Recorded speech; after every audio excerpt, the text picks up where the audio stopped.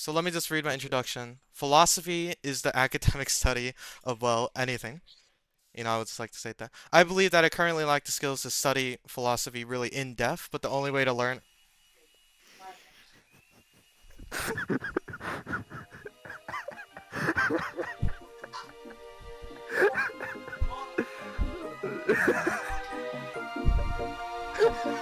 Fucking right.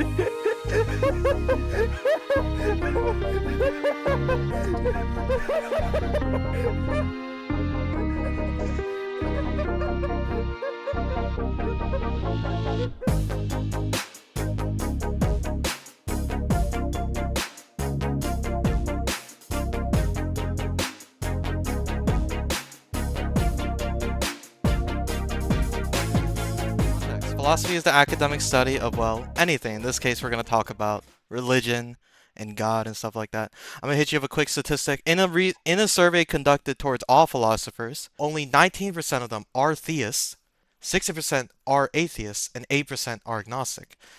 And the rest of the percentages are other viewpoints. Throughout this conversation, you'll hopefully think about the arguments for atheism in this case, about God and his qualities, and kind of just try to think about your beliefs overall. And I do want to know what you think about these. I'll ask several questions for several viewpoints. Some questions you'll seem to be like quite basic and obvious to you. Other ones hopefully will be a little more thought-provoking. I'll try to be objective as possible for the conversation. This is what differs from a debate. But if you raise a counter argument or an argument, I'll raise the book's response to it to play devil's advocate. I'm curious on your Hmm. counter argument and just your overall defense. Let's Good let's book. start off with the first actual question that I want an actual answer to. Okay. Mm. Why are you sitting there? I'm sorry. Okay, first actual question. Let's get real here. Type shit. What is your relationship with this religion overall? How would you describe that? Just to kind of Mm, give a background of that. Let's get Riley's answer first. okay. Um, it's tough. Like, it's pretty. Yeah. Stop being so close to the camera. Um, it's like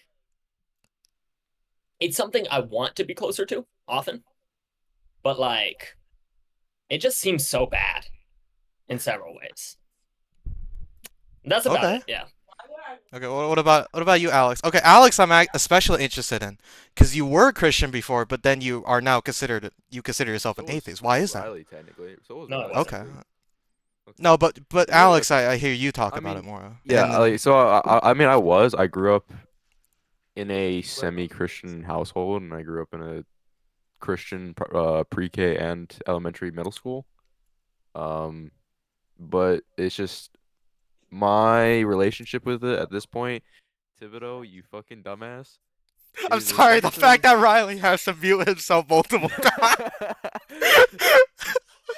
AKA, this is what gets him. AKA, Stop! this is what got him, bro. Stop! It's a serious. Honestly, my relationship at this point is just a hate relationship. Really? Okay. I have no want to go back to it, and I have no want to really be interacting with it in any shape or form. So if you had to pinpoint the main reason, what would it be for you? Um, it's the people themselves that follow it. Okay. Therefore, you are. That's crazy. I think I think the idea of a god at this point is ludicrous, but I think the worst part about it is the people that actually follow it because of how zealous they get over it and how they can just condemn people because they were not born into that religion. For me, I derive the majority of my philosophy obviously from Bible. Um, and I use that to see. That's my lens and my view of the world. Okay. Now, that doesn't mean that I use it for every philosophy. I try every one of my ideas. I try to be as objective as possible, right? But sometimes there's not. Maybe there's something that like the Bible doesn't clearly like explicitly say. So like I just tend to I enjoy thinking, and so I think that there's a unique I think there's a balance between philosophy and religion, even though they can both coexist and be the same some oftentimes. They both can like you can have I don't know. You can have like a more philosophical stance or more religious stance, but you can also have both at once. So I try to tend to find the good balance, but basing mine out of religion. Okay. I think this does tie into the second question I'm going to ask, is the idea that how important do you personally think philosophy and most notably religion, in this case Christianity, is to society overall, to the growth of society, progression of humanity, things like that? I think it's very important um, because this is, I mean, the philosophy and religion is where we get our morality from. Hmm. So if we don't have a based morality or a consistent morality, then that can cause a lot of issues, right? And philosophy and morality is how we know how we as a society decide what's right, what's wrong, and it helps govern our rules, right? Okay. So Yeah, a yeah. lot of our laws are out of philosophy and notably religion. I think, yeah, other than the morality and ethics part of philosophy, I think the rest of it is often either useless or actively harmful to society. Really? Okay. Mhm. How about religion overall? Religion overall, I think you got to look at it over time. It's the only really fair way to evaluate it. At Yeah. first, it was a net positive, right? It was cohesive. It kept tribes together. Then, as we developed better weapons and we became more nomadic, it became harmful, right? It encouraged war. Yeah. And now at this point, I think we would definitely be progressing faster if we were without religion, right? I Okay. think it creates a lot of unnecessary barriers in a lot of ways. Um, I'm hesitant to call it an outright negative at this point. I Hmm. personally view it as that, but like I'm not confident on that. So I'd say it's pretty neutral at this point. Like we benefit from not having it probably, but it's not really that big of a It's just deal kind of, to me. I mean, yeah, I mean, if you utilize philosophy as a way to create ethics rather and morals rather than what a religion may or may not state, uh, yeah, um, to close this. Sorry. you Okay. usually, from what I've observed, if you utilize philosophy as a guideline for ethics and morals, you're usually more focused on how it makes people like how it helps people and society rather than how it helps your religion. Hmm. Um, and that's partially why I have issues with religions because they do specifically target and attack certain individuals.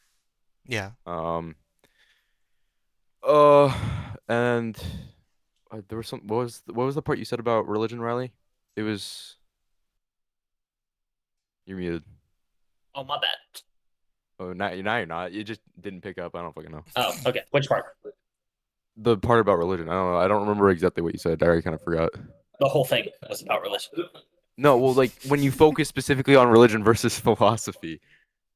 Uh, He thought the ethical part was oh useful yeah, to of society. philosophy, Ethics I and think the morality. ethics, like even of Well, like yeah. non-religious philosophy, like most of it doesn't seem to do much. I think really our main use of philosophy should be to ground moral reasoning. Like that's the main Yeah. value I see from it. That's it.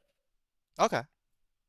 Yeah. Yeah. And then I agree with Riley about the tribal part of it. It was really just what I have called it is just a pseudo government is really what religion is because it was Interesting. just Okay. there to help govern individuals and align individuals via certain cultures, certain ethnicities, whatever. Just unite them so that they're under at least some form of singular banner.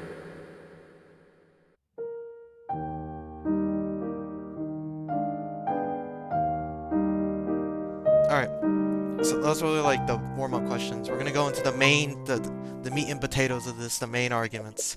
And I feel like the first one I find interesting because when I texted you, send me a question, Oh yeah. you did ask this, deriving this question, I would argue, from the argument from morality. So the first argument I'm gonna state is I'm gonna state it in premise conclusion form. So in logic, we have these set of premises, and if these premises are true, it's the idea that the conclusion must also be true. Morality, this is premise number one. Morality, right or wrong, is objective and not just a matter of social conventions. Premise two, morality isn't objective unless God exists. And the conclusion from those two premises are the act that, therefore, God exists.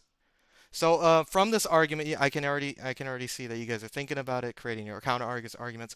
I'm gonna hit you real quick question. Riley. Sorry, real quick question. Okay, Lydia's tech tips looking ass. No, my bad. I'm gonna hit Yeah. you already with the first question. Ain't no way bro's trying to send him out the door. That's crazy. Exits to your right looking ass. Okay. So the first question I have, and I think that's a pretty big question that the premise forms. Do you believe that morality is subjective or objective? It's the idea that is morality really formed by God, or is it kind of like a social contract created by humans? What are your thoughts on that? We're gonna have Alex go first because I'm interested in that. Yeah, you're going. Yeah, okay. I mean, I think it's impossible technically to be objective unless there is a God. I think there are basically a majority group opinion that is then viewed as objective, but that's not necessarily objective. Um, but I think a lot of the times when it comes to morals, I don't think they have to be reliant on God and how he decides things to be moral or not. I think it should be based off of how we like care for other individuals that's outside of ourselves. Because morals is purely just not even about yourself. It's purely how you treat others. So if you're treating people well, that's gonna build your moral compass, and then therefore you're gonna have a moral compass that is just like, okay, this person is gay. I'm nice to them. This person is trans. I'm nice to them. Blah blah blah blah blah. It's like that. So it's like, but like if you have a God that is just strictly like this is an objective moral, and he's like you can't be gay, that's a sin or whatever. It seems very contradictory to what a lot of people would assume as a basic moral that they would gain just growing up, at least in modern time, not necessarily forever ago, because that obviously was just not even liked even maybe before then. The idea of objectiveness is technically impossible because there's just going to be differing opinions no matter what. At least when it comes to society, obviously there's like objective truths within like science and stuff that have been proven, yada yada yada. But when it comes to morality, I think it's purely subjective, but a lot of the subjectivity when it's not influenced by religion and it's purely influenced by interaction usually points to you wanting to treat other individuals better. I definitely agree that without a God, then there's no objective morality. Okay. Yeah. And because so if we go based off of our society, let's first look at society, right? Yeah. There's many different cultures, many different religions and whatever, right? Okay. And so in each society, right, there's a clear lack of consistency, right? So Yeah. for example, like if you take somebody from some southerner from Georgia, right, and compare them to some guy in Korea, right? Yeah. Those two societies are going to have completely different values, completely different cultures, right? And there's going to be a lack of consistency in between the both, or in between the two, right? Mhm.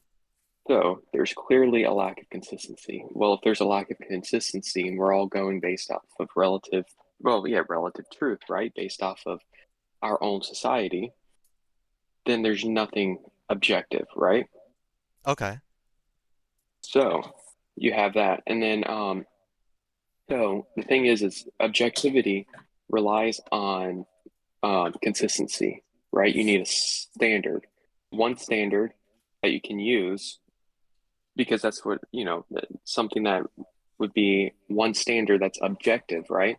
It would be consistent, wouldn't it? Because if there was Okay. truth, if there was an absolute truth, that truth wouldn't change, right? And it would be consistent. I would disagree with the first premise. I'd say that's not sound. I Okay. don't believe that an objective morality exists. Morality to me is defined as subjective, right? It's I'm not sure if you have this later, so sorry if I'm like getting ahead of myself here, but Oh, you're there's good. a famous claim that you can't get an ought from an is. You ever heard of that? No, I haven't. No, keep going. Yeah. Okay.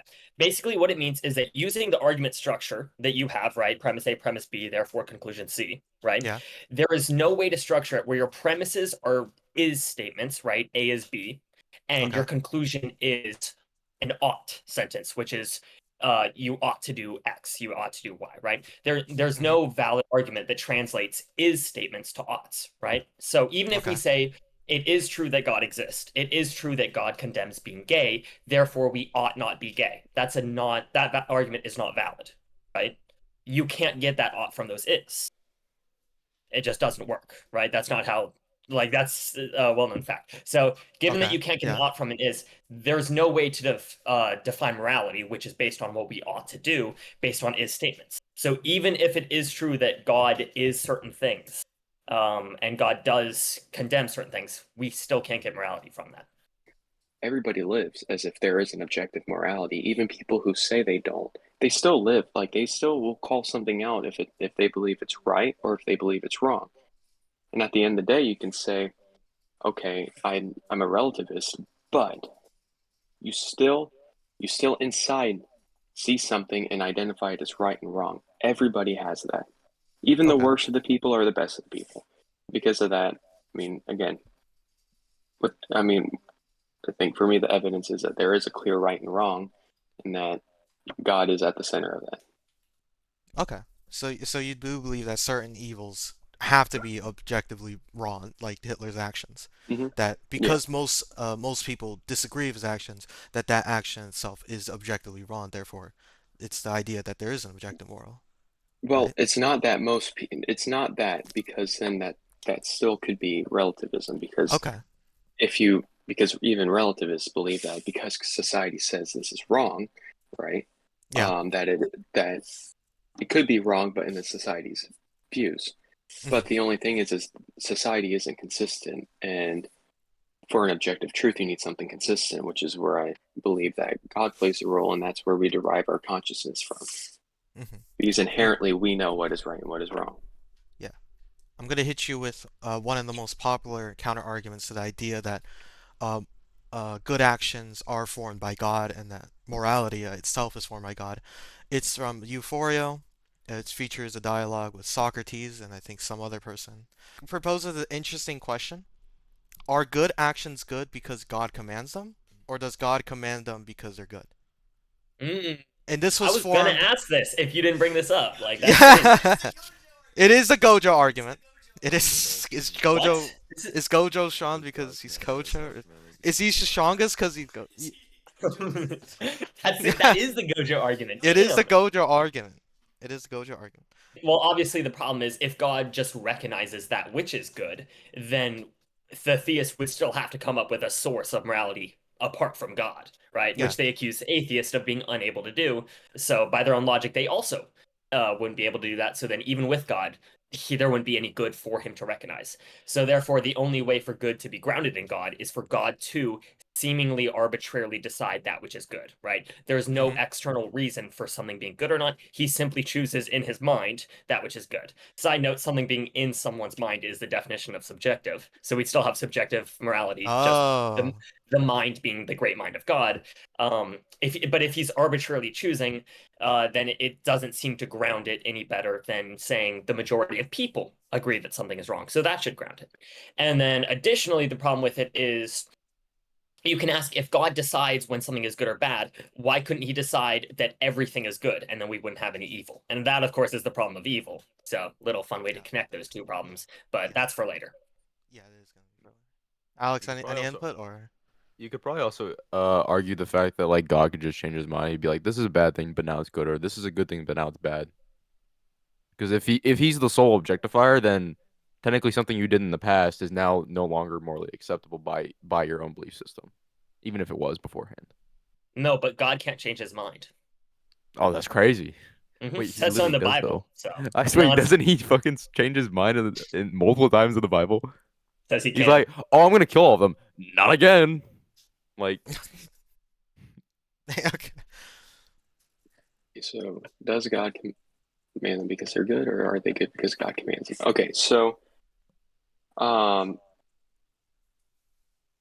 all right. So, any command God gives is out of his character. It's all based on his character, Yeah. and then it's about what he sees as good, right? So, Hmm. whenever he created everything, he said, and it was good. Okay. So clearly, God has, even before he made people, right? He knew that there was a good and there was a bad. Yes. Okay. So because of that, these laws are created out of his character. So it's because they're all derived from God's character. I mean, I would probably say that he creates those laws because they are good. It can be a little circular because Okay. I mean, yeah, I do see how it could be circular, but he creates them because they are good because he is good. So if that makes sense. He creates some, so by default he is good, so therefore he must command them. Yes. Yeah, Okay. yeah, Can I throw out the atheist arguments against that? yeah. So the main argument against that is that hypothetically, let's say God flipped the Ten Commandments over. So instead of like killing is bad, it's the idea that Hmm. killing is good. You know, instead of stealing is bad, stealing is now good. If God commanded these actions that, and if God commanded these actions by your thought process, because God is good, these actions by default have to be good.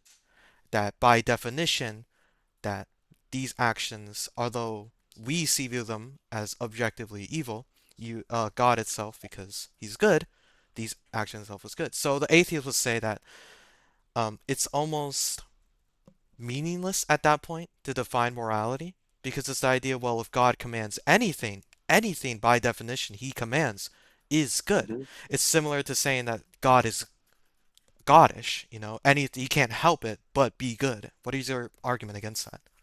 So let's see. So right for so in First Chronicles 16:34 it says, "Oh, give Hmm. thanks unto the Lord, for he is good, for his mercy endureth forever." Right.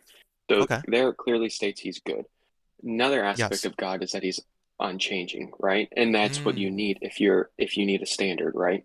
Okay. Because God is unchanging, right? So even if he's let's the only way you would still have an objective truth is at the start when he said like whenever he was giving those 10 commandments, that would have to be in his character to say murder is good. Okay, that would be have to at the beginning from I mean, just that's just at the core of who God is that has to be something that he says is good. Okay, so it's not again, it would him flipping the script would be against his character. So therefore it wouldn't I mean, if So he I'm started off saying okay. that, So it's the idea that uh, because God is internal and God is consistent, He would never even that hypothetical is kind of negated because it can't even happen. I mean, Almost. unless like let's just assume that instead it was in his character that murder was okay, right? Okay. Yeah. He still created the fundamental like he still created the universe and again I believe we are endowed with those beliefs with those things that we say is right and what is wrong. So even if he said okay murder is okay and that's what he that was at his character we would I fully believe that we would ultimately inherently think murder is okay Okay.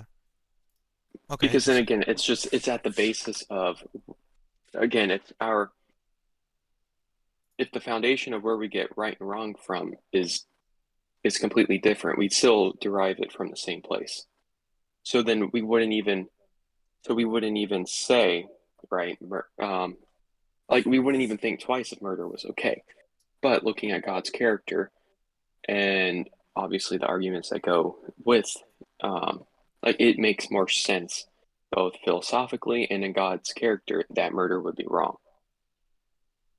While we're here, actually, Joey, this is where we're gonna throw out the first question from the audience. Joey has a question that I Okay. think it relates to the moral argument, and I'm gonna Mhm. quote it here, and I'm gonna quote it fully. What he sent me text through text. What is truth? If there's no God, then there's no constant reference, meaning nothing is right or wrong. If truth is relative, why do we naturally inherently act as if there's an absolute truth in our lives? Is there a right or wrong, a good and evil? And Yeah. So I would say truth is that which can be arrived at through the use of reasoning, and the same answer will be arrived at regardless of perspective.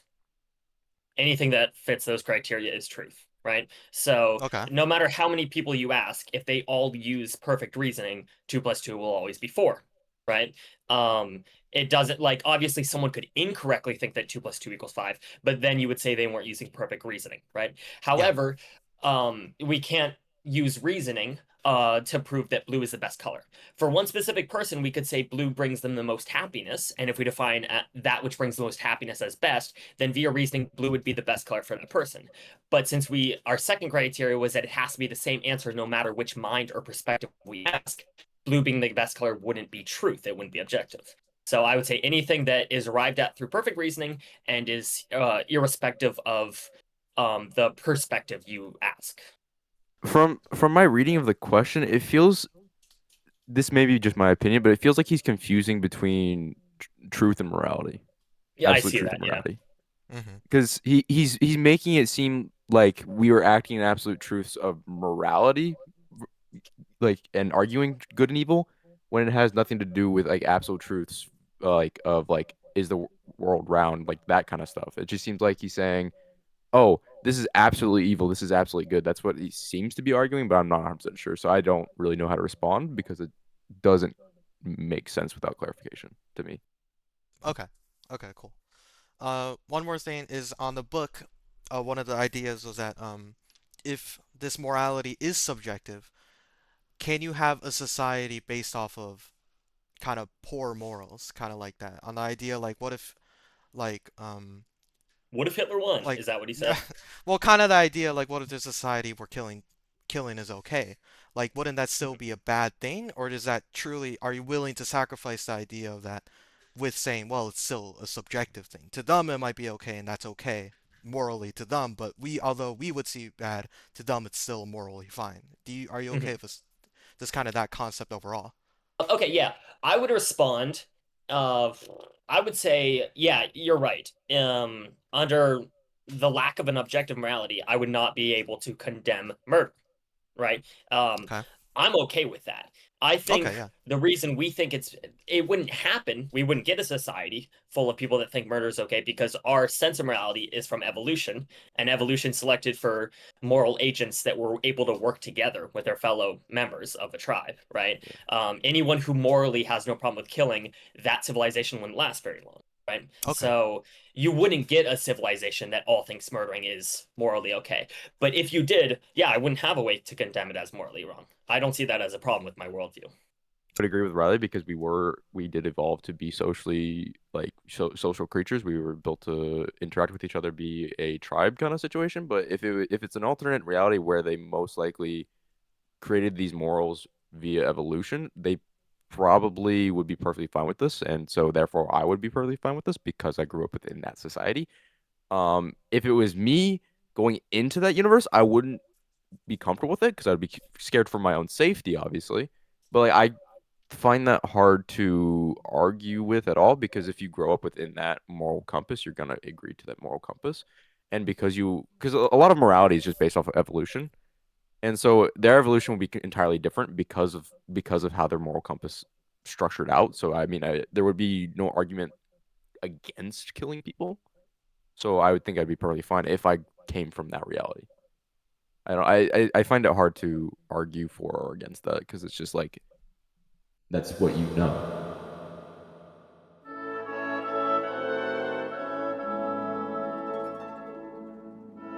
So we're gonna go into the second Jesus argument. fucking Christ, Thibodeau. And this argument is about I'm design and disabling his video. evolution overall. And Oh, ball. bro's like, I'm eating good. Okay. We eating goo Evolution. tonight. The grand views and complex nature of reality is quite intricate, almost too intricate. And then this is the argument from design. Premise one, there are wonders of nature, natural things such as the eye with parts that function well together for a clear purpose. Premise 2 states that the best explanation for the wonders of nature is that God himself designed them. Premise 3, if that's the best explanation, then God exists. Therefore, God exists. This is also called Paisley's argument or the watchmaker's argument. It's the idea that if you were to see the watch on the side of the road, you wouldn't believe that was formed there by just pure chance, by Mhm. pure nature. It's the idea that the specific small gears and the long hands of the watch itself were created by something. a watchmaker. The watchmaker analogy is also considered the idea of proof from analogy. This analogy can be expanded onto the idea of the life itself. Life is so intricately designed that there must be an intelligent creator, God. However, and this is the big if question, the main counter argument to this is the idea of the theory of evolution and the theory of Hmm. natural selection. So let me just to back it up here. Let me ask you the first question I have is what are your thoughts on the watchmaker's argument? Is life so inherently complex that an external source like God is needed? Yes, I think so for that because of the complexity that absolutely you would need something. So you've probably heard of or might have been familiar with the fine-tuning argument. You heard of that We're gonna before? we're gonna talk about that next. Yeah, we're gonna talk about that next. Okay. Well, so then I'll say that one for Yeah, yeah, yeah. All later good. then. But point is, I think things are just too. There's two things. Everything is too complicated. I mean, again, you mentioned the eye. I mean, if you've ever Yeah. studied the eye and looked at the eye, I mean, the fact that it works, that you can have 8 billion people born and nearly everybody's eyes work pretty well. I mean, you can see, right? hmm I mean, works pretty well. I would say that that is, I mean, I think things are just too consistent and too fine-tuned in order for there not to be a God. Okay. Another factor of that is and then, another part is you have an issue of immaterial things. Where do immaterial things come from? Thoughts, um, emotions, which I know are from chemicals, but where do those come from? Where The does idea of just like a conscious, conscience yes, itself. Okay. yeah, where does thoughts come from?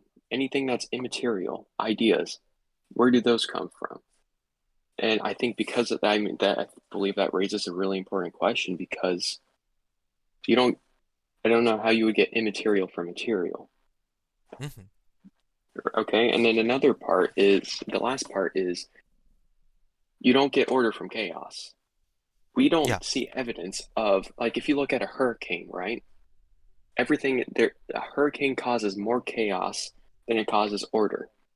In every hurricane, there's more chaos. There's nothing, there's nothing that is created with more order after a hurricane. And I think that's just a small scale, but if you look at the whole universe in general, you can't, that's a fundamental in chemistry, right? That's a fundamental principle that you can't get order from chaos. I mean, I mean the universe is like entirely is extremely big, so you're gonna have an off chance. Shut the fuck up, Riley. You're gonna have the off chance of something happening that isn't usually gonna happen. So like the Earth was made, and then you eventually have living things and all that. Out of the billions and billions of planets, you just have this one singular planet. Obviously, there's gonna be other planets that most likely have life, or at least the precursors to life.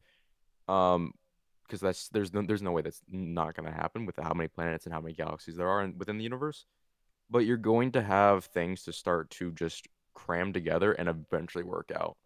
I would say it's cool and all. Life, it's like really cool to look at. We have so much evidence of how it slowly developed. We have theories that explain it so much better than just saying it was created by God, right? Okay. Um, it's the fact that we can look back to see um the what's the type of fossil where it's like the creature is there and then the rock forms around the creature and then the creature rots and dies and then like the rock shows the outside of the creature. We have Isn't that like just a those. fossil though? No, Or no, do you mean that's like the different. plant ones? Do you mean like the plant ones? Yeah, like the plant ones where it's like the Oh, indent of it, oh. right? We have that going back so far into like the stages of life where we can see mass extinctions and then mass evolution events where it just sprung forward all of a sudden. And it's just there's so much evidence of life slowly, painstakingly coming into existence. We have the evidence of mitochondrial DNA being different than the rest of the cell, right? With the theory of there was a big cell that swallowed a little cell, and that created eukaryotes. It's like there's so much evidence for how life slowly developed. We have the Miller-Urey experiment that showed how nucleotides came from a life-free environment. It's like at every step of the way, we see this huge process being broken down into tiny, small changes that Mhm. over time amount to this like thing that seems impossible, but it's so clearly defined at several ways. And there's stuff we don't know, but there's been so much that we didn't know before and we now know now. So I truly believe it's like everything we don't know, we through enough research we'll eventually figure it out. So Yeah, I think to say because that it can't exist without God is absurd. Do you think it's ignorant to believe that the theory of evolution is like the only like the theory of evolution is the best explanation, that it really is just through this large chain of events? Or do you think that the best explanation really would be because a theist would believe that the best explanation may be that God himself would design these intricacies? Do you think it would be ignorant to say this one theory explains everything from that view? Yeah, I would say it's never ignorant to go to believe in the theory that has the most imperialistic evidence in favor of it. Um, to the best of my knowledge, the most I've seen for arguing that it was God is the stories of the Bible and faith, which is an acceptable way to form your own beliefs if you'd like to, but I don't see that as a at least scientifically better theory. So no, I would say it's not ignorant. It would be ignorant to say it's the only possible way it happened, but it wouldn't be ignorant to say it's currently the best explanation we have. I think it's the best explanation we have. It's the best explanation we have via provable facts because we can visually see evolution occurring. We can use DNA to test the differences between the different groups and see how closely related and how they branched off from each other. I think the only way you can really disprove this with well, not you can't even disprove it. I don't think. I think it'd be kind of impossible or very difficult if you could. I think there's not impossible, but there's just so many facts that help point towards the idea of evolution and it being the most likely case that occurred to how we got here. And I think if you are a theist, I think the only proper way to think about revolution is that God basically just dumbed it down in the Bible and didn't want to go too in depth because he knew that the people at the time wouldn't understand or comprehend it properly enough. So they would just be like, "What the fuck is this?" So then he was just like, "You were from dust." I mean, which is kind of technically true. So it's just like, Stardust. you too, bud. I'm sawdust. You're just dirt. Stardust. No, I'm sawdust though, No, okay. cause wood. What? Would. Oh. Fucking Riley's face. Oh. At least. I'm fucking Riley's face. No. I didn't get that joke at first, and I wish I never did. And I would like to throw out another argument. If God created all these creatures, then why is there so many flaws? And the number one argument is the idea of panda's thumb. The panda has a quote unquote thumb within it, but it's really a weirdly awkwardly shaped thumb that's just kind of sprouted from the out of the palm. It's random, it's almost, not beneficial for the panda to have that, yet it still exists. What are your thoughts on uh, Mhm. almost the failure of design of some creatures, as well as this evolution overall? So I wouldn't call it a failure. Okay. I would say so. I believe everything was designed intentionally, right? Mm-hmm. So people are created intentionally. Now, with the issue of right, some things like well, like the panda, right? The panda's Yeah. thumb. The issue is so God in the beginning created everything perfect, right? Yeah.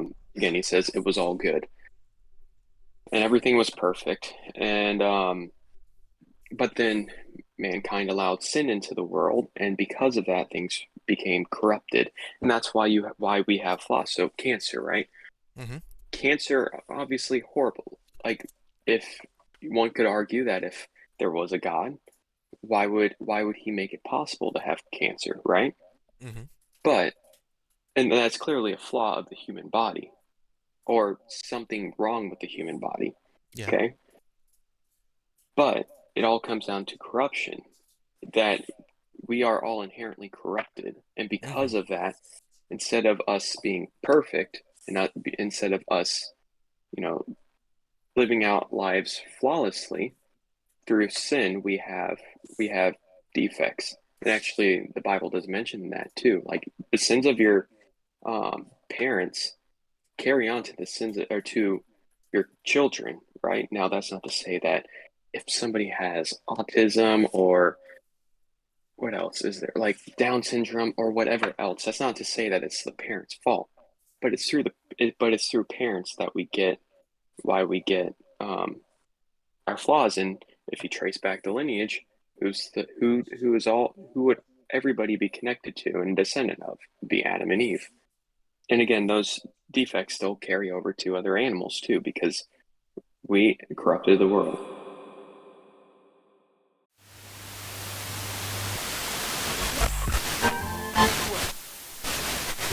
Ok, parfait. Faut mettre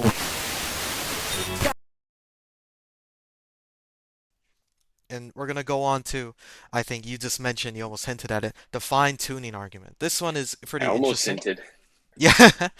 Yeah. Context. What about something beyond just the human body? What about existence of life itself? Mhm. And this is the argument from life. Premise one, life exists. I think that's a pretty hard premise to debate. Premise two, the best explanation of life is that God designed it. Premise three, if that's the best explanation, then God must exist. And the conclusion from that is God exists. It should be noted that this is like the previous uh, argument from design, but it goes well beyond the human body itself. It speaks upon life itself as well as the idea of a conscience, kind of a mental thought. It argues that the universe is too finely tuned to have the presence of life to be a coincidence. Think about a radio and how you fidget with the dials to get the perfect signal.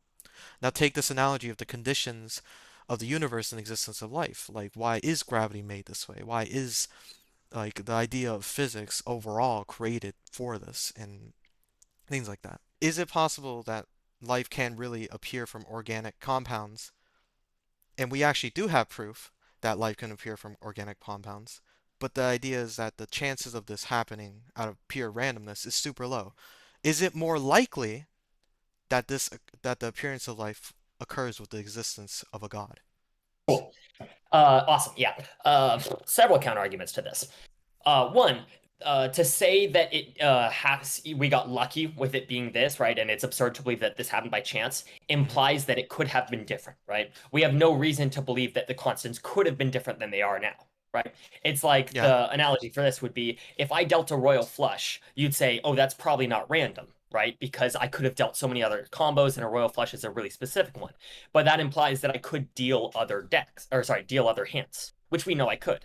However, we don't know about the constants of the universe. We don't have any reason to believe they could be different.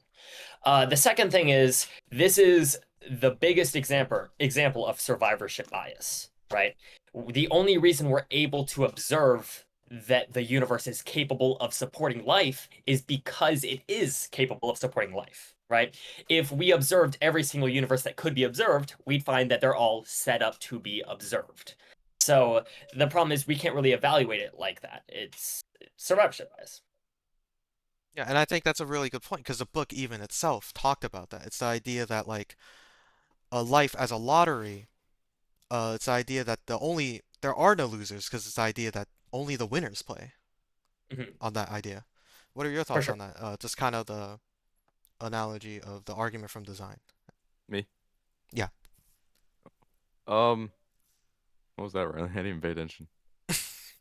No, redo it. Rewind. Rewind. Ain't no way he said run that back. Yeah, run that back. I was trying to think of that. I mean, I think Riley explained it like very well. I think it also I like to think about the like the multiverse like theory where there's like multiple Hmm. versions of the universe throughout the universe and within I was gonna mention like a that. Real. bigger pool of blackness or whatever. Which could possibly actually interact with each other. I believe if the theory says that actually if they expand large enough, I think They so. can't interact with each other. Hmm. I thought they were still in like the same like thing. It's just they were so far apart it would be almost impossible. Except if they like expanded large enough. I believe they have to be on different like planes of existence. I don't think they Okay. can be. I'm not 100% sure about that, I don't but think they're I separated by think distance, is what I'm trying to say. yeah. But like, I mean So the therefore, universe is also constantly expanding. right. So But if they're separated by something other than distance, no matter how large they grow, they won't touch. hmm, okay. But No diddy. yes, Diddy. I think we could have entirely gotten possible with the universe that we got. Because I like the idea of the multiverse idea, and I would say I subscribe to it. I haven't obviously gone too in depth into it, but I do enjoy the idea of the multiversal theory. So I would say if this was the case, we just got entirely lucky with the fine tuning. Riley, fuck you. Um, and then I agree, obviously, and then that would like just absorb Riley's explanation onto than this specific universe being the one that has life. When you look at all the different constants, so like gravity, right? I remember, I mean, I haven't looked this up in a while, but I believe there's over a dozen different constants that hold the universe together. Um, some more important than others. I want to say there's 19, but I could be wrong. Okay. But I know there's quite a few, right? There is a lot, yeah. But the fact that every one of those constants are fine-tuned not to the tens, the 10,000ths, the 100,000s, but like, I mean, you have to go through quite a bit of zeros, and it has to be spot on, or else the whole universe would collapse, right? So, like for the gravitational constant, if that was changed by the smallest amount, we wouldn't have life. Mhm. So mathematically, it is nearly impossible. Now, nearly, and again, there's some who would argue that, which I'm sure you might have brought up, but that because we're all here, we can't necessarily say that what are the chances? We've survived, so therefore, we don't see all the other failed possibilities, right? Mhm. But the math still says that again, right? When you multiply statistics, or when you're trying to find the statistics of a bunch of events happening, right? Yeah. Like if there's a 1/4 chance, right? You just multiply those and it's 1/16th, right? Mhm. If you take just the chance for the gravitational constant to be accurate with life happening, just those two alone, I mean, I mean, we're approaching zero at this point. And Yeah. with them, every event that we add to this, there's less and less chances of this happening. If now this was to happen at random, which is what is being argued here, which again is a near zero chance. And I think there's a certain point when you can't just say it's coincidence. And then you have to, again, I'm not saying that these events didn't happen, because there are some events that I'm still looking into whether or not I believe they happened or not. But there's something out that would have to be outside of time. And there would have to be something that caused that. And that's something I believe is definitely God. Okay. And one more thing, and I think this is the most interesting aspect, is that the book mentions that from the atheists is that we're kind of biased to think life is special because we ourselves are life. It's the I have a good idea that analogy for this. it's the idea that we might look at a relationship and they in the relationship might think that they're perfectly made for each other, but us as outsiders are just like you're just two random people that we met. Maybe it's the idea that yeah. That's simply Do you Fuck you. do you truly believe that life is special, or do you think is this a kind of Selena, like you can unmute now. no, no, I give we made the permission. deal. I give No, permission. you don't give him. He's at it. It's the idea that is life really special, or are we just simply a consequence out of the universe? That's just kind of like, oh, you're just here because that's just the state of the I universe. mean, like life again, like life on Earth or life in this universe specifically. Life life. in this life, kind of just as Life. itself. Okay, so Do you like think it's just special, be, or do you think be it's just a side consequence? And I know this is a very philosophical outside view Yeah. of it, but yeah. I I mean, don't think it's isn't special. isn't isn't it just non-life in life though? That's what we think because we're humans who are alive. Well, That's the yeah. point. Okay, basically, it's like the argument runs, the fine-tuning argument. If they were slightly different, life as we know it wouldn't exist, or Yeah. existence as we know it wouldn't be the case. Hmm. Which leads to an atheist counter argument, which is maybe there's different forms of existence, right? If the constants were Like slightly the different, like the like different dimensional existence, like fourth dimensional existence, fifth dimensional existence. no, just the world as we perceive it wouldn't be how it is. It wouldn't be able to support this type of life, but maybe a different type of life or So a type instead of of carbon existence. based, like oxygen based or something like Sure. that. Or a Okay. type of existence we wouldn't even classify as life, but still Mm. involves conscious sentient beings, Mm. right? So And rock. so the question is life the only type of conscious existence, or could there be something else that wouldn't be supported by a different universe, but still could look at itself, could still ponder their own existence? Oh, And to that, I entirely, would yeah. say yes, Yeah. for sure. Yeah. And the best analogy for that, you might have heard this one, is There's like a pothole on a road and it rains and water fills it, right? And by some miracle, this water becomes sentient and it looks around its surroundings and water is, and it's like this weird twisted shape. And it looks at the hole it's in and it thinks, wow, I'm so lucky that I happen to be in this pothole that's shaped for my exact form. And the joke is, of course, water takes any form. And so, the same way that life would develop in response to the universe it's in, we shouldn't say that the universe is finely tuned for that life. Mm-hmm. Interesting. The Alex, fuck you looking you at? see, yeah. What? Why'd you There say my ain't no name? way, Cody. There Why'd you ain't say no my way. Paulina There texted ain't me. no way. Paulina texted me. I blame Paulina. Do you believe that life truly is special, or do you or believe that it's kind of like just a consequence of how the universe is designed itself? Well, then I guess the real question would be, does life have value then, right? I mean, Okay, yeah, because if sure. if it has value, then it's special. I think for starters, it's unique. Life is the most unique thing in the universe, Okay. right? Um, Again, we haven't really found life on any other planets, with a few claims, okay, but people are Hmm. still looking into those. Yeah. But again, life is unique and it is very rare. So, not that rarity alone makes something special, but Hmm. it at least causes us to have to address it, right? Yeah.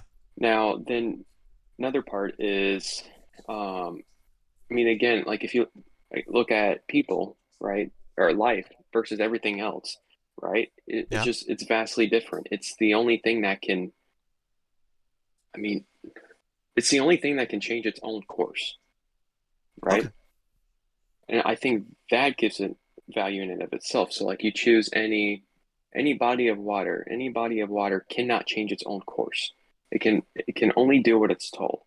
But whereas I think because we have free will, we have the ability to change our course of action. I think that inherently gives us some value.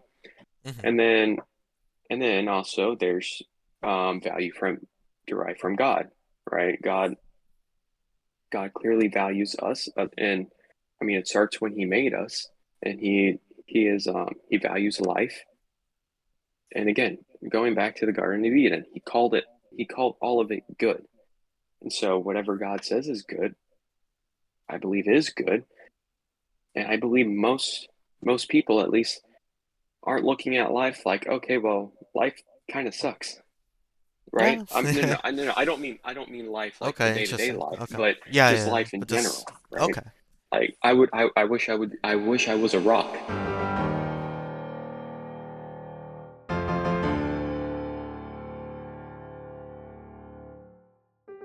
We're All we're right. gonna Are you we're ready? gonna go into the fourth idea Ooh. that, goes beyond the scope. It's the cosmological argument. Okay, sure, the Big Bang did form the universe, but what formed the existence of the Big Bang? And the cosmological argument Mhm. argues that premise one, there are things that exist in nature. Premise two, everything that exists in nature was caused to exist. Premise three, nothing in nature causes itself to exist. Premise four, there is no chain of causes extending infinitely into the past.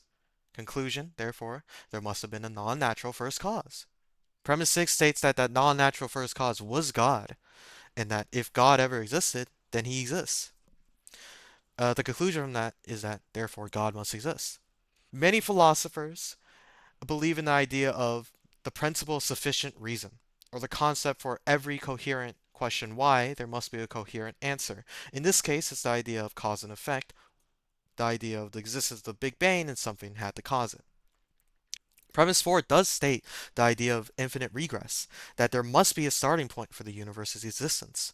Premise 6 also states that God itself is non natural, implying that he is internal and that he has always existed. There's also an argument formed along this side, so I know I'm throwing a lot at you guys, so if you want me to repeat anything, I will do that. Premise number 1. It's the argument from contingency. Premise number 1. Things could have been different. The universe might have been different than it is, or there might have been no universe at all. Premise 2. Whenever things could have been different, there is something that explains why they are the way they are. Conclusion, therefore, there is something that explains why things are the way they are. Premise 4 states that the best explanation of that is that God himself made it that way. Premise 5 states that if that's the best explanation, then God exists, therefore God must exist. Do you believe that infinite regress cannot exist? So we're going to Yes, go with that one. What is infinite Okay. regress? I agree. Infinite regress, because we often see things as having causal power. It seems unlikely. I wouldn't claim that it can't exist, but I would agree with someone saying, like, I wouldn't use it in one of my arguments as a Okay. possibility. Is that the one where it's like it was a Dog knows. universe collapsed and then a Big Bang and then another universe? Dog, No? that's big squeeze and crunch theory. That's all you're Big on a whole squeeze nother and wavelength. crunch. It's the idea I that, don't know what like, infinite regress is, so.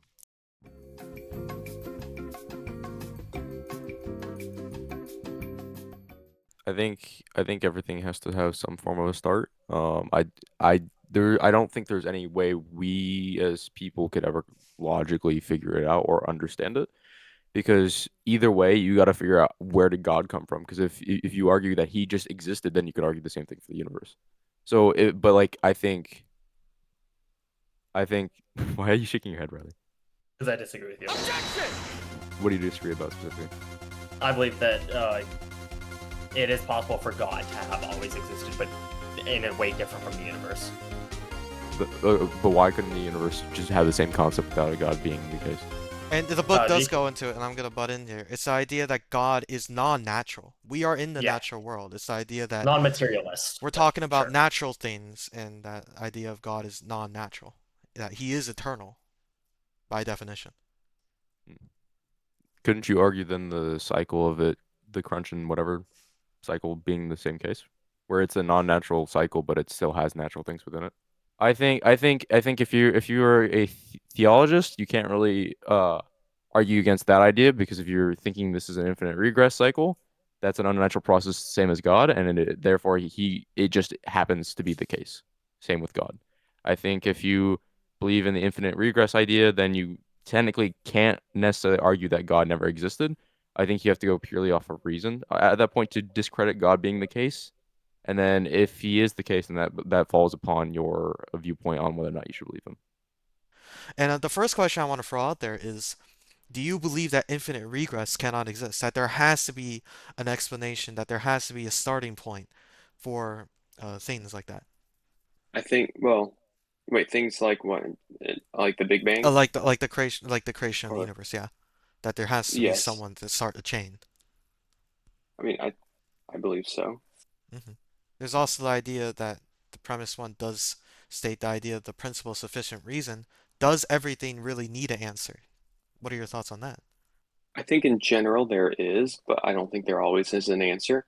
Um, Now, for the most part, I mean, I believe that, you know, God, the creator of the universe, right, laid out the fundamental laws of the universe and uses those laws, right, to progress things and do whatever.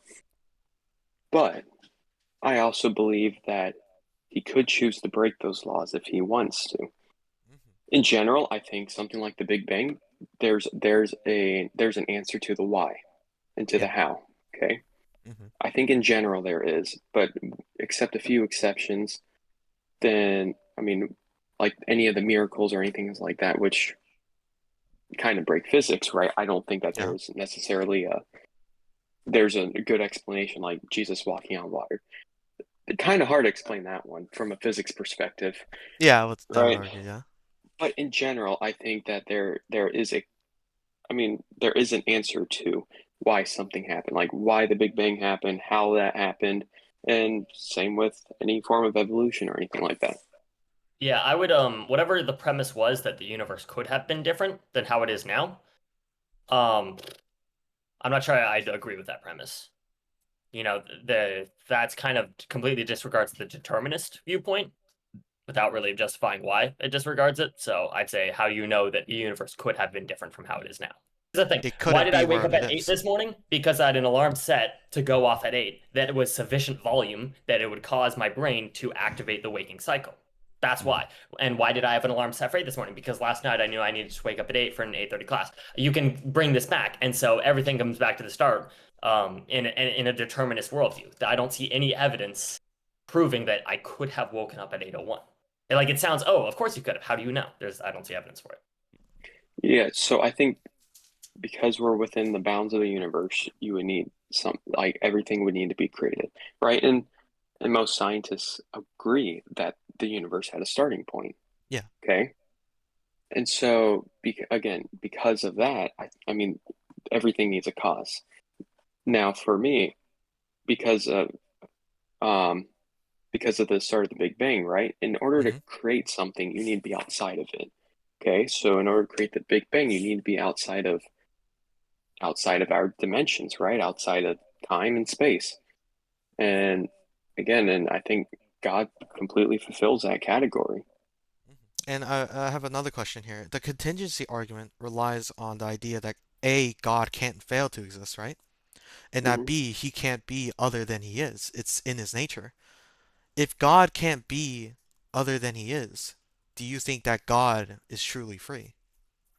I think so, because again, who made the laws of the universe? Who made the again? If while we I know I mentioned immaterial things that are immaterial, right? Who made the philosophical idea behind that, or the philosophical in this case, well, for lack of better words, truth behind that? So because of that, God could have made it in any way that He wanted to, and because the way I imagine it is, at the beginning there's a blank slate. God could have done whatever He wanted, however He wanted, Hmm. and so this is the way that He chose everything to be done, and because of that, I mean, God clearly does what He wants and what He pleases. So I don't think He's restricted.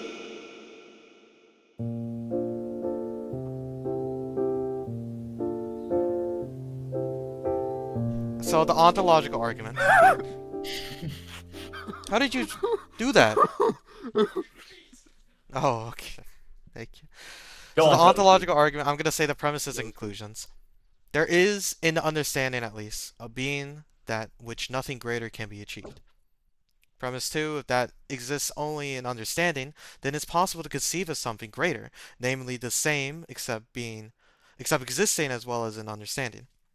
Therefore, that being doesn't exist only in the understanding. If that being doesn't exist only in the understanding, it exists in reality. Therefore, God, a being than which nothing greater can be conceived exists in reality. It's the idea that if you can think of the greatest thing being God, the only thing better than that is the existence of God. So therefore, God must exist. What is your take on this? All right, yeah, go ahead, break that down because I heard a lot of. Yeah, I mean, I think I got a general idea of it, but Imagine the greatest possible being, right? So this means in every single category through which you can measure greatness, it's at the maximum possible amount, right? Um, so all loving, all powerful, blah blah blah, all things the greatest to the most amount. And then the question is, does this being exist? And the answer would have to be yes, because something that exists is greater than something that doesn't exist. So if we're talking about the greatest possible thing, if it doesn't exist, it's not the greatest possible thing. You didn't actually imagine the greatest possible thing. So therefore, there must exist the greatest possible thing, and that thing we define as God. That's about it. I mean, I don't think in and of itself that your ability to think that there is a just your ability to think that there's a greatest being, which is God, is necessarily relates to the existence of God. hmm Now, I will say that because of most people, or because of um, a lot of societies believing in some form of God, I would say that that is more evidence than just your ability to think that there is a greatest thing being God, and the greatest thing would have to be God. The only hmm greater thing than that would be that God exists. I don't. I mean, for me, I don't think that's really a. I don't see it as a sound argument. Okay. And I will throw out some counter arguments that even theists themselves don't really like this argument. It's the Yeah. idea that The idea could be formed by describing anything. An island could be described as perfect with tall mountains to ski on, endless resorts and beaches with coconuts and pina colada in them. So based on Hmm. this argument, that island can exist, so it's not really saying anything. Yeah. Kant also had a counter argument that existence isn't a property, but that it's inherent within anything that is. This would then fight the second premise that the idea of existing is better than the concept of God. However, I would also like to throw out the second argument in place. It's the idea of possible worlds. It's the idea of possible worlds and the necessity of God. Premise 1 states that it's even conceivable that God exists. Premise 2. If it's conceivable that God exists, then it's possible that he exists. Okay, the conclusion from that is therefore it's possible that God exists. In other words, there's at least one possible world in which he exists. Premise 4. If it's possible that God exists, then it's necessary that he exists. In other words, if he exists in any possible world, then he exists in all possible worlds, including the actual world. Therefore, God exists in the actual world. In other words, God must exist. What are your thoughts on this like hypothetical process of possible worlds and just the overall necessity of God himself? Yeah, I mean, like for me, I personally reject the idea of other different worlds. Um, and I think with that argument, the biggest issue is that then you start to un- for every premise except the last one, then you start to confine God to the bounds of, in this case, the multiverse, right? Because then there's something now outside, there's something in addition outside it to our own universe. And with the last one, yeah, I mean, then it's a little more freeing on God's part, but it seems like the idea can be kind of restricting to God and his character. I get the argument, but I don't think that's necessarily, again, I think it's very similar to the last argument. I don't think that argument in and of itself is enough or is sufficient to prove that there is a God. I'd like to go for one more thing. You said that you don't believe in other possible worlds. Why is that? Why? I mean, it's really, I mean, it's interesting to think about and to hypothesize about, but again, we don't have any evidence of that. And not that saying no evidence of something doesn't mean that it can't happen, Hmm. but I really don't have reason to believe that in the possibility of another world. If there was evidence for that, I'd be more inclined to, but I just don't have a reason to. What about the idea of just the multiverse, the multiple universe theory? That there are multiple universes within it. What is that part of the? It would be part of that. I mean, Hmm. it depends. I mean, then it depends on what you define as universe, right? If you're yeah, if you're talking about inside the confines of, for lack of better words, our bubble, right? Okay. But that there's a lot of bubbles in the same space. I mean, possibly there could be in other universes in this same space, right? Yeah. What I mean by I don't mean like this exact same space, but like you could have a universe that's however many units away from our universe. But the idea that there's a universe like ours outside, completely outside of our dimensions or whatever, I don't see any reason to accept any of those or believe in any of those. Premise one is I disagree with it. That It's God is conceivable. conceivable? Yeah. No, the fuck he's not. Like, though, even Christians Interesting. say, for me to understand the mind of God, you would have to be God, right? Hmm. So even their belief of God is that he can't be conceived by man.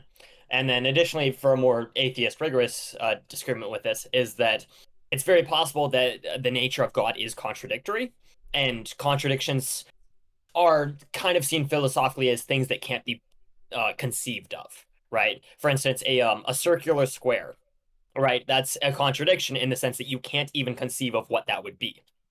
So I would say that it's very possible that God can't even be conceived of because his nature is contradictory. Therefore, the argument doesn't hold. So I got hyper focused on him saying a circular square, and I just thought of a circle because a circle has infinite sides. Squares have four sides. Yeah, I know. I don't know. I just thought of circle. You just thought of a circle. Okay, so that's your thought on this argument? Circle. I forgot to mention, Okay. I also disagree with the second premise that just because he is conceivable, that makes him possible. Okay. For instance, I'd say like you can't really picture it in your mind, but you could conceive of a basketball that's like absurdly large, right? Yeah. You probably couldn't like picture it, but you could conceive of it at least. And you could conceive of a basketball that has more atoms in it than there are atoms in the universe, right? That's conceivable. It may not be easy to grasp, you may not be able to picture it, but I would argue it's conceivable. That doesn't make Yeah. it possible. There aren't enough Yeah. atoms in the universe to constitute this basketball, right? So this is an example of something that is conceivable yet not possible.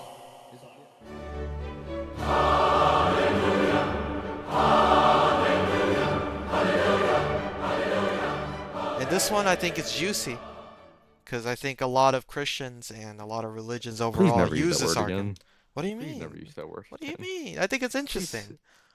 please never use juicy. I Riley, I can't. I swear to can't. fucking God. I would just like to draw some context here. In America, around 62% of adults identify as Christian.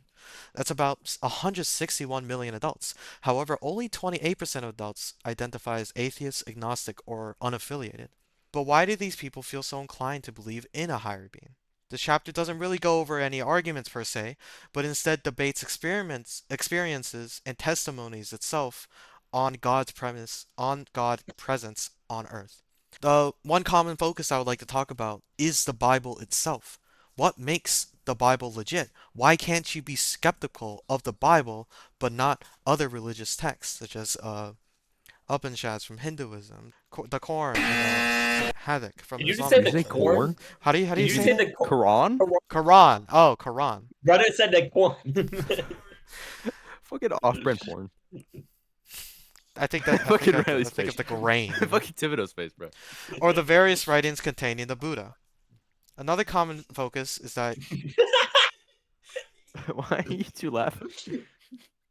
My bad. My bad. Continue. people have Paulina fucking texted Juicy with question marks and exclamation marks, and it was just funny as okay, fuck. bro. Fucking text me Timmendorf. What'd she text you? Wait, what'd she text you? You're muted. You're muted. He's texted Tibadorf. Tibba dwarf. Oh, Another common focus is the idea of religious experiences overall. People have described experiencing Christ in their lives, or God Himself. Divine intervention, the idea of miracles overall, stating that God has a plan for them in life. Should these experiences be questioned? Can there be a quote unquote more grounded explanation? Or should these feelings overall just be accepted by society? What does give the Bible authority? And why should we believe in its teachings? For starters, I want to address something. I'm not saying you can't be skeptical of the Bible because I've been skeptical at times. I'm not saying don't challenge it at all. Mm-hmm. In fact, I would say the opposite. Definitely look into the Bible. I've done that before. I've challenged it. Um, I've questioned it, and I think that that is a very healthy thing for people to do at some point. In fact, I think amongst churches, there's not enough Christians who do it, and Okay. it's really sad because there's a lot of people who don't know why things are. They're just told they are. Okay. Mm-hmm. Now, so if you look at Christianity, in the Bible, right? There's something Yeah. different about the Bible that isn't found in any other religion. Mm-hmm. It's the fact, this whole idea that we are. I mean, every religion agrees that there's something wrong, right? That there's Yeah. something wrong with people, like inherent that we. Every religion acknowledges that we have an inclination towards what is wrong.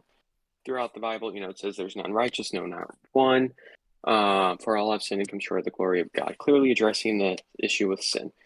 But it actually says that, again, it says there's, for all of our unrighteousness is as filthy rags. So anything that it actually says the opposite to what every other religion says, which says there's something you need to do. Because it clearly says what you do is as filthy rags. And in this case, it was in the context of the rags they used for leprosy. So it clearly states that that all of our good is basically meaningless, and it's not vain, there's it can there's good that can come out of it, but in comparison to God, it's worthless. Because of that, that's why the Bible mentions that the only thing you need to do is let's see, in Romans 10 it says, "Thou shalt confess with thy mouth the Lord Jesus and believe in thine heart that God hath raised him from the dead, thou shalt be saved." So so when it comes down to it, the way you fix your sin is by turning to Jesus and repenting of your sins. That's Okay. it. Going into heaven, right? All of our evils are just gone away. Like we don't have that sin nature. So I think because of that, I mean, and that's one of the many reasons.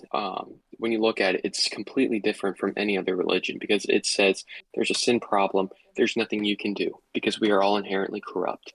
But there's somebody who can do something, and by relying on him, we we can we can grow and we can get closer to that point, and we can receive salvation. And there's a lot of historical outside evidence for that prove the Bible. Mhm. Um, like for instance, a big popular. I won't go into all of the historical details because there's there's a lot. Okay, But yeah. when you look at the book of John, um, right, the book of John has always been called into question on its accuracy, and the reason it's called into question is because John is the only gospel where Jesus blatantly says, "I am God." Right? He actually says, "I am the I am," which is another God's one of God's name is one of God's names is the great I am. Mhm. Okay. So that's where Jesus claims to be God. And the whole purpose of um John's gospel is to show Jesus as God, right? Whereas Matthew in the book of Matthew, it's to show Jesus as a king. Okay. So it makes sense why John is being called into question. But then when you look at it, we have there's documents of one of John's disciples, his name is Polycarp, who can affirm that that was John who wrote the Gospels. And again, there's many other issues that could be addressed. And again, I mean, literally every aspect of the Bible has been called into question. But whenever I look at the history of it, um, and the consistency with it, then without a doubt, I can believe that God's word is true. And on top of that, you have all the principles, right? So any principle you follow, it works. It actually does what it says. For me in my life, too many things just happen to work out whenever I take these issues to God. For me to say, okay, well, God, you don't exist. One of the biggest thing is, so like in this is in respect to prayer. Um, so like my mom, for instance, whenever I was about, I think I was in first or second grade.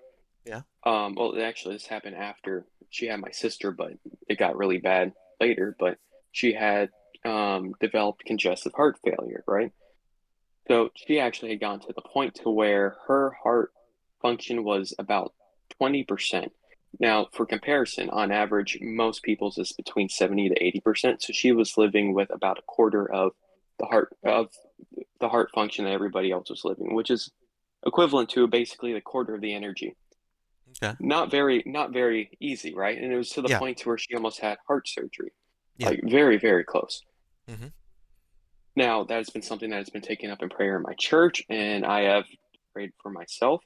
Mhm. And to be honest, there's no reason her heart function should have gotten better. Now it's above 50%, which Oh if wow. you asked any of her doctors, whenever she first had that heart issue, I mean, again, they wouldn't. Nobody would have thought that, right? Mhm. And and sure, it's an anecdote, and you could probably explain it by something else, but fact is, I mean, again, her heart function went way up, and that was through following biblical principles. And another thing of outside the Bible is the idea of like religious experiences. People might have been claimed to been met by God Himself, Jesus, and things like that. Do you think that these, especially on a personal level, do you think that these experiences matter at all?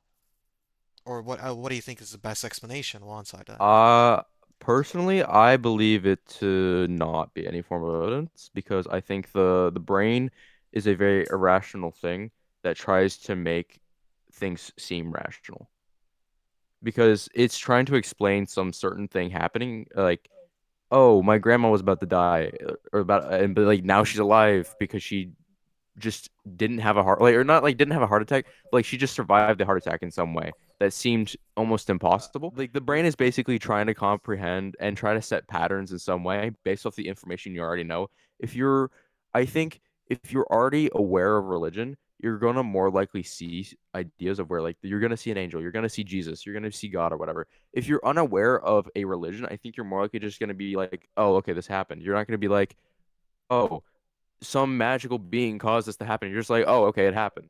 I think it's purely because you already know of it pre-existing. It's gonna your brain is gonna be more susceptible to making um rationality from it, or in a lot of cases when they see God or an angel, a lot of the cases people believe it to be purely hallucinatory. So I think it's purely non like I don't think it's proper like scientific evidence. I think it's purely anecdotal because it has no basis. Um, I think there's something else that I've thought of, but I can't remember at the moment. Why are they bouncing off the screen like the fucking old the DVD, bro? They're a fucking DVD, bro. Uh, and anything you would like to add yourself, Riley, on the idea of like, uh, Yeah. Obviously, I wouldn't say they don't matter. That seems rude. Like I'm happy for the people who have it. That's No great problem for with you. being rude. I know you are. Yeah. I would say it obviously doesn't serve as evidence. Uh, Personal testimony, and what's the word? Anecdotes are never used as evidence for something, Mhm. so I wouldn't say it in any way proves God. Um, and then of course, I would ask, why does God only, or to such an extent, reveal himself to believers over non-believers, Yeah, right? because wouldn't he Why want to more likely convert wouldn't the he want to non-believers? convert non-believers? It's like, Yeah. as Jesus says, a man without sin, he has no need for Jesus, Yeah. right? That's not who he wants to spend his time with. So wouldn't, by the same logic, God be more inclined to visit and try to fill with divinity those who don't have a belief in him, right? Wouldn't that be a better use of his time? And so the question is, why doesn't he visit those people?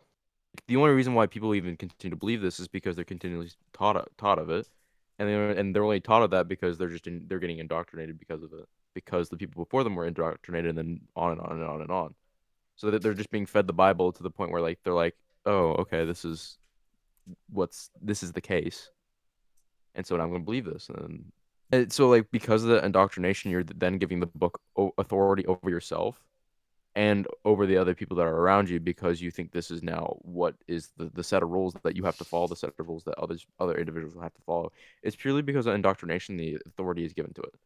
Because you're think of it as basic government. You have the power, now you're giving it to like a thing that's above you, that above you, and so now it has the power over you. So like I have given the president a power over me, so now he can govern me obviously based off the rules that have been set, such as have been set within the Bible. But it's that same like premise. I think the Bible is a book that has existed for a very long time. So it's susceptible to all the errors that all of literature is susceptible to, mistranslations, errors in copying, different interpretations of the words of it, right? That's how Oh we yeah. have Christians who read the exact same words and yet believe in a different version of Jesus Christ or his teachings. Um, so I don't think it's a very valid source of either historical knowledge or like historical events, right? We can't use it as evidence of them happening or as proof of God's existence. We can't use the Bible as proof of God's existence. I don't really know anyone who I would consider a strong rational thinker who would genuinely make that claim. I don't mean that in a rude way, but anyone who makes the claim that the Bible alone is proof of the existence of God isn't using good rationing abilities. Yeah, the Bible is full of historical inaccuracies. It has the issue of mistranslations. It has the issue as has been like like scholarly agreed upon that the books, some of the books are not even written by the people that they said to be. The Gospels are among a fair amount of scholars are agreed upon to not be written by their own namesakes. So Mark wasn't necessarily written by Mark. Matthew wasn't necessarily written by Matthew. Multiple, if not all, I don't think. I think they believe very few of like the Pauline like letters were written by Paul. So most of them were not written by him. Some of them maybe scraps of some letters he had written, but it not isn't entirely written by him. And some of it, there's a couple theories. Some of it falls under the idea that like ghostwriters essentially. There was people writing under his name and then just posting it as if they were him. And then there's another theory which I think probably both are probably going to be the case where he had a lot of shut up Riley. He had a lot of scribes writing for him. So there was a lot of errors that would occur because of them writing side notes along the side. I swear to God, if one of you fucking do the side note thing. I Yeah, there it know. is. Um where Clapping. there would Just kidding. literally be just them writing their own opinions on the side and then it being a part of like the scripture or the letter or whatever. So then it was stuck within there. Because there's a moment within Timothy 1 Timothy where he's just he's yapping about the church and all of a sudden he just says something about like women cannot hold power over men and then he just keeps yapping. So it felt very out of place. So they're like, okay, this doesn't feel right. And they're like, there's no way this is written by Paul, especially at the time, because at that time, women were very, Riley, I swear to fucking God, at the time, women were very widely equal to men within Christianity when those were written. And then after that, it became very sexist. It became very segregated based off of your sex. And so at that point, it seemed like just the basic idea of inequality due to gender was growing and it was influencing the Bible despite it not originally having any of that in it. So there's a lot of errors. There's a lot of people just screwing with it. So it seems very hard to agree with any of the opinions within the Bible because of how just easily it could have just been misinterpreted or mistranslated or just messed with. And I'm gonna throw in this kind of bonus question by one of our audience members, Alex, because I did ask multiple people to give me questions throughout this interview. And I think Alex's question is interesting. What do you think qualifies the Bible as a credible source? It's the idea that throughout the history and the years that mistranslations can occur, that Hmm. because back then they didn't really have a good way to translate. If they had to use copies of the Bible, they had to copy it by hand. That personal bias may get in the way. That side notes within these can affect the main reading and dialogue of the Bible. That historically it's just inapparent that it can be used as a credible source. So what do you think qualifies the Bible as a credible source overall? Okay, so I'll do this um, my position is that the King James Version is the most accurate version. I can go into those reasons why maybe at some point, but so so that was written in 1611. Okay, Mm-hmm. obviously, it was paid for by and commissioned by King James. Now, if Yep. you look at it, it's actually kind of interesting how that was compiled. You had 40 different people um, who were from all kinds of different colleges throughout England. So this wasn't just by one group of people. This was many groups of people. Mm-hmm. Okay, and then also what he did was he used different Bible English translations that were less popular because you didn't have the printing press, um, but they were less popular, but they were still translations. So like was it the Wycliffe Bible, I believe. Mm-hmm. Wait, no, was it that one? I believe it was the no, no, Tyndale Bible. Mm-hmm. So Tyndale had already come up with a translation. I don't remember if it was complete or not. I don't believe it was, but King James had used that as part of inspiration, and that's part of where the King James Bible comes from. So it wasn't so you could argue that maybe there could have been bias, but there were many multiple sources that were being used. Now, another part of it is so you have to look at the Old Testament and the New Testament separately because they were written Yep. at very two different times. Of So the course. Old Yep. Testament, yeah, so the way that so you have to look at how it was transcribed, which is transcribed unlike any other book. Um, so so the entire Bible was written by 40 different people, spanning across from 3,500 years. Then, so with the transcription process of itself, though, what would happen was is you would have again you'd have scribes who that was their entire job, which was to transcribe the Bible. So that's the manuscript. You'd have to write it all by hand. Now they had some rules that they had to follow. Um, if they made a mistake, an error on a page, they had to throw out the page and start again. They made three mistakes, they had to throw out the entire manuscript. Oh wow, okay. So this wasn't by any means a light matter at all. Yeah. In fact, they had a whole um for lack of better words, a whole ritual on what they would do. Like before before they would even start scribing, they would clean themselves. Like they would basically bathe before they even approached um the transcription process. So it wasn't a light matter. Have you heard of the Dead Sea Scrolls? No, I have not. Okay, so the Dead Sea Scrolls were it was I mean it's one of the greatest archaeological discoveries for the Bible. I mean, and I would argue of all time, maybe not the greatest, but one of the greatest.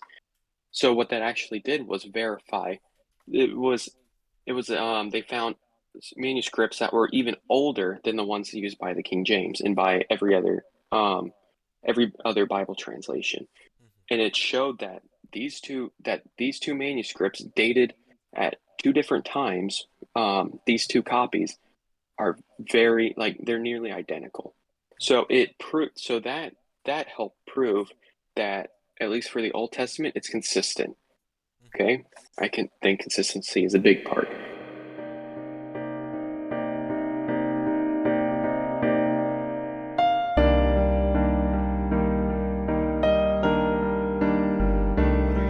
I guess instead of me forming an argument, you countering it, I'm gonna have you guys formulate the argument itself. Sure. So yeah. So any of you two can start first. So it's the idea, like the argument of Thanks, evil. Cody. So what we're looking at Guys! here. My bad. My bad. I didn't. You can go. You can go. Me and Riley have had this conversation somewhat recently. We did discuss Okay. this. Interesting. What do you mean, cat, motherfucker? You fucking dumbass. Thibodeau, mute your ass. Objection.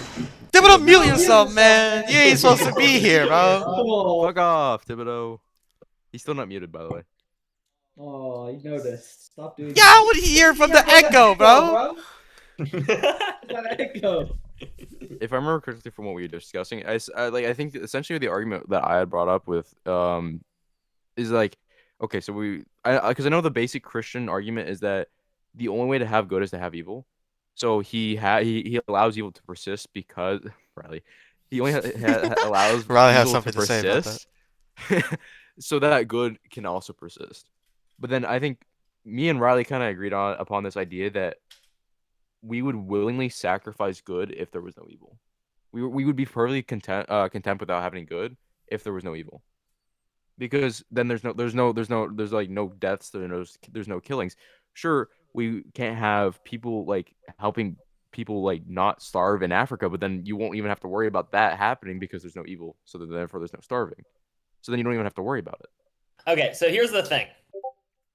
Thank you for the yapping, Thibodeau. Shut What the fuck up, fuck? Riley? Shut the fuck up, bro. My bad. So here's the thing. Here's the thing. To say that there can't be good without evil is seemingly to question omnipotence, right? You're saying this omnipotent thing has no way to eliminate evil without also eliminating good. That doesn't seem like all powerful seems like it should be Yeah. able to do that.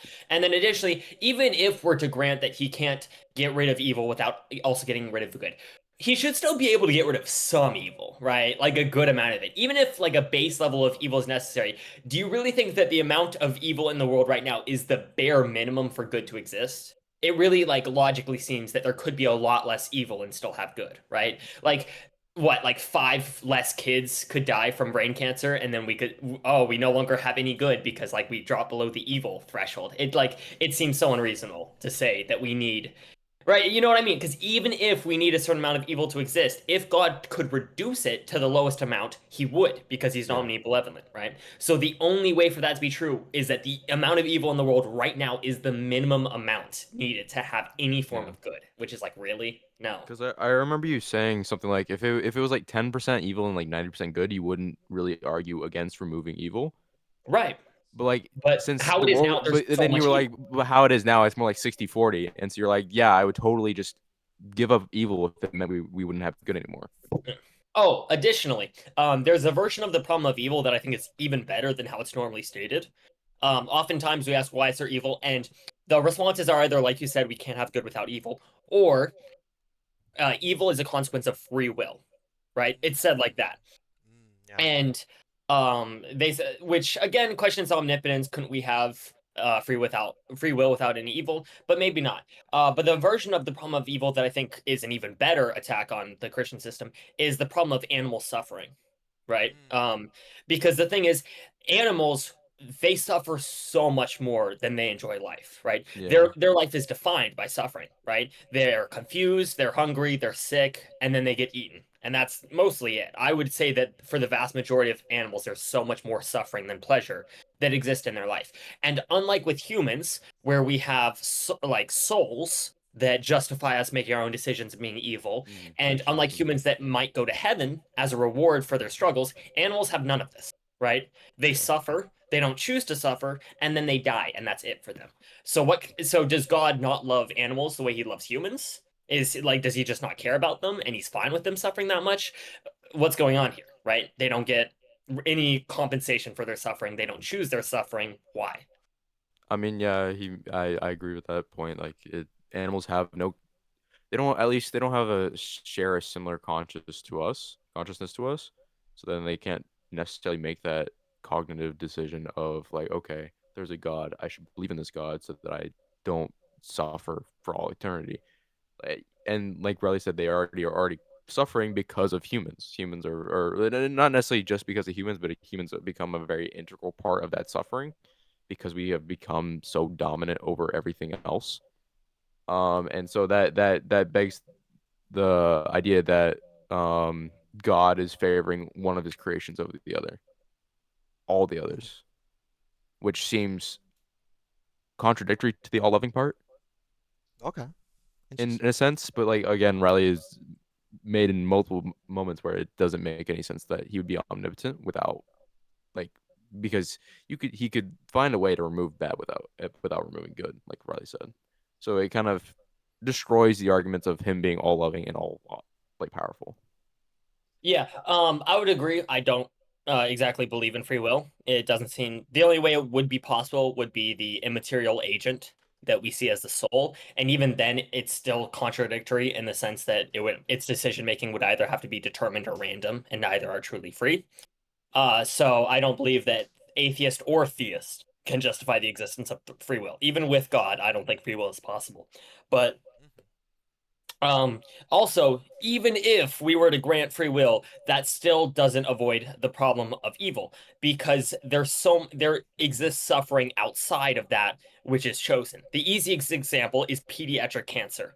It does not result out Yeah. of anyone's free will. God getting rid of the existence of pediatric cancer, or all cancer for that matter, wouldn't undermine anyone's free will. Yeah, like I would argue a kid that's free from cancer has even more free will than one riddled with it, right? So there'd still be suffering that's not explained by the existence of free will. And one more thing is the idea that in a theist viewpoint, I don't necessarily agree, but it's the idea that these suffering does make you a better person overall. Those experiences will make you a stronger and better person overall.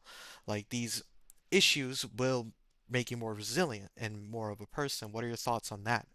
I have heard this exact question with this exact example before, and the person I think put it in a pretty good way. It's that one British guy, I can't remember his name. I think he's a comedian. He's got like the jacked up teeth, which is a lot of them. I know that doesn't really British. dwindle it down.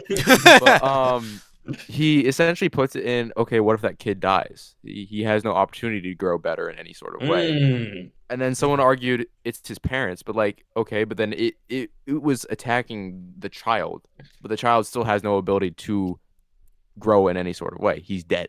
Mhm. So it seems entirely pointless. Yes, there is a viability to grow from suffering. There's a viability to grow from pain, but if you're dead, you can't grow.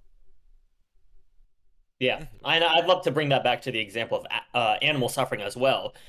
We see it even more in the case of animals. They don't get, they don't like their character doesn't improve from the suffering they endure. At least the vast majority of it, right? We don't see animals get rabies and then all of a sudden they become a poet.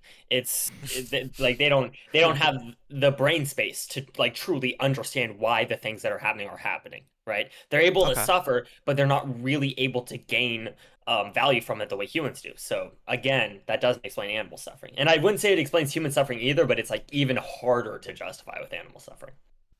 First, let's go with what the Bible says about God, right? So Okay. in the Bible, um, in Job 42:2, it says, I know that thou canst do everything, and that no thought can be withholden from thee, right? God Okay. can do everything. Yeah. Matthew 19:26, probably the more popular one. You may have even heard it. But Jesus beheld them and said unto them, with men this is impossible, but with God all things are possible.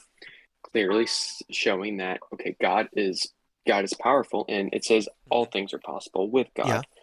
Um, now let's see. And now let's go over passages that support God is good. Psalm 105. It says, "For the Lord is good; His mercy is everlasting, and His truth endureth to all generations." And then in First Chronicles 16:34, it says, "Oh, give thanks unto the Lord, for He is good; for His mercy endureth forever." Mhm. So, um, again, if God is all powerful and He's all good, why is there evil? Third, the biggest factor that contributes to this is the issue of free will. So it comes Mm. back to, Yes. why God made us, right? Yeah. Bring up the notes. So in Isaiah 43:7, it says, even every one that is called by my name, for I have created him for my glory. I have formed him, yea, I made him. So God made us for his glory, Yeah. right? Then Revelations 4:11 says, for thou hast created all things, and for thy pleasure they are and were created. So we are created for God. Mhm. Um, Genesis 1:26 through 27 says, and God said, let us make man in our image.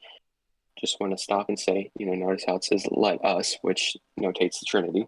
Mhm. Um, after our likeness, and let them have dominion over the fish of the sea, and over the fowl of the air, and over the cattle, and over all the earth, and over every creeping thing that creepeth upon the earth. So God created man in his own image. In the image of God created he him, male and female, he created them. Mhm. Right? So all of these mention why God created, why God created us. Mhm. Then Genesis 3:8 says, and they heard the voice of the Lord God walking in the garden in the cool of the day.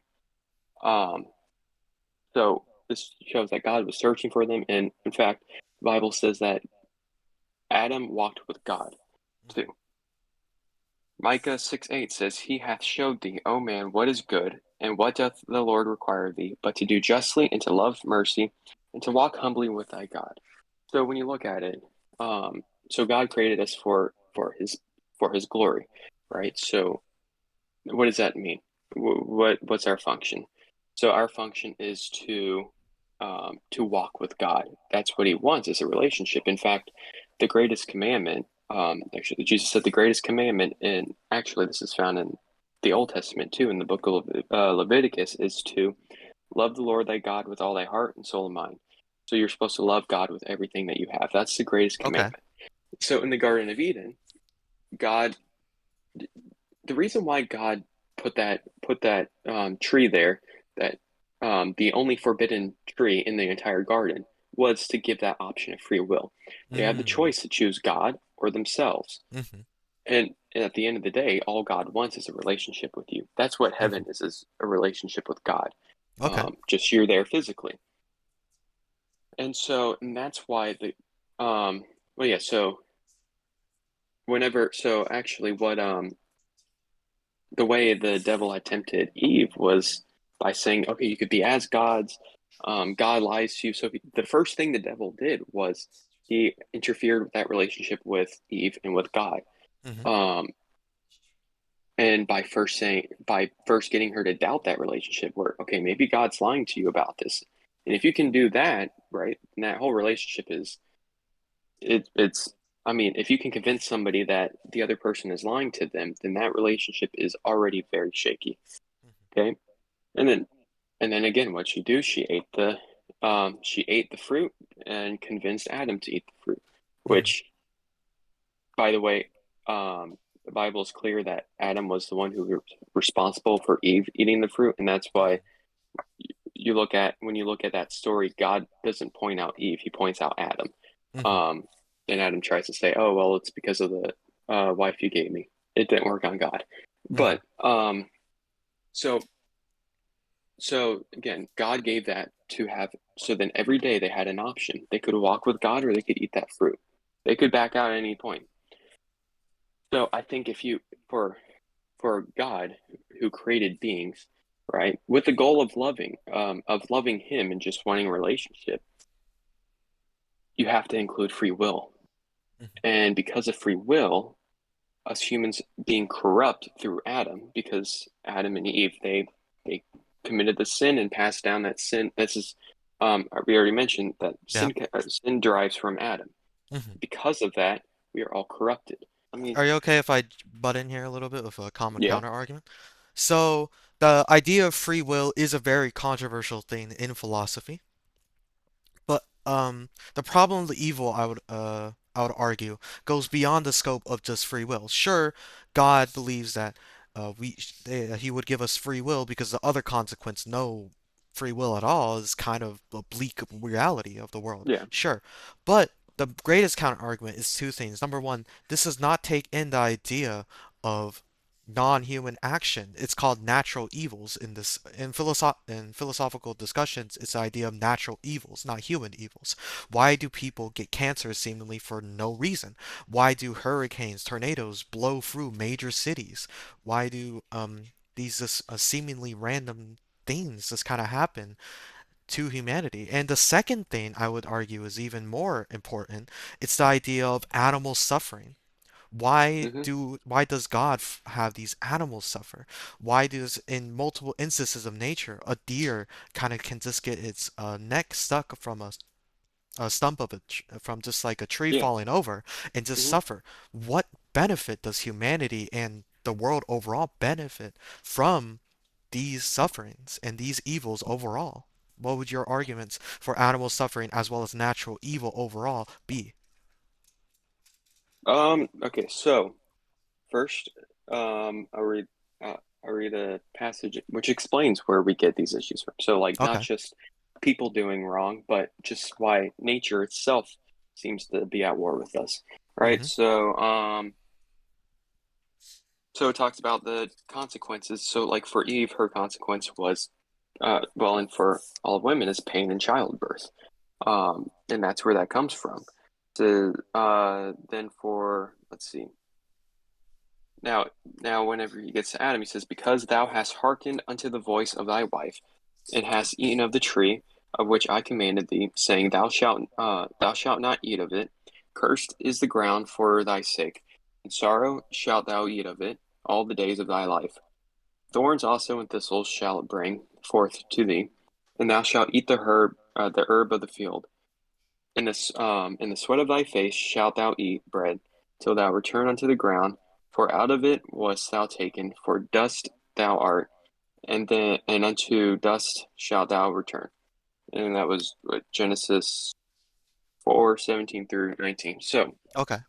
here it clearly out you hear God clearly saying, I'm going to put nature against you. You're Mm-hmm. going to have to work for your food. There's going to be Okay. thorns and thistles. And from out of that comes the issues with Mm-hmm. nature, right? Yes.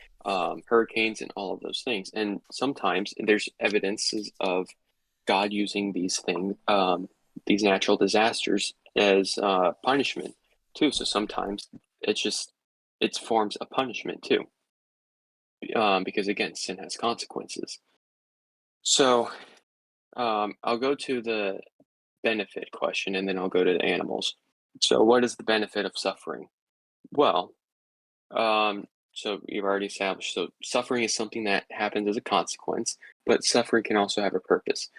Um, the Bible actually says that in the book of Romans that all things work together for good to them that love God, to those who are the called according to his purpose.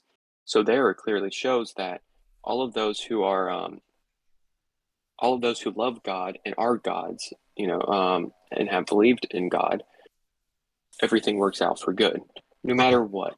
So, Hmm. and then another, let's see.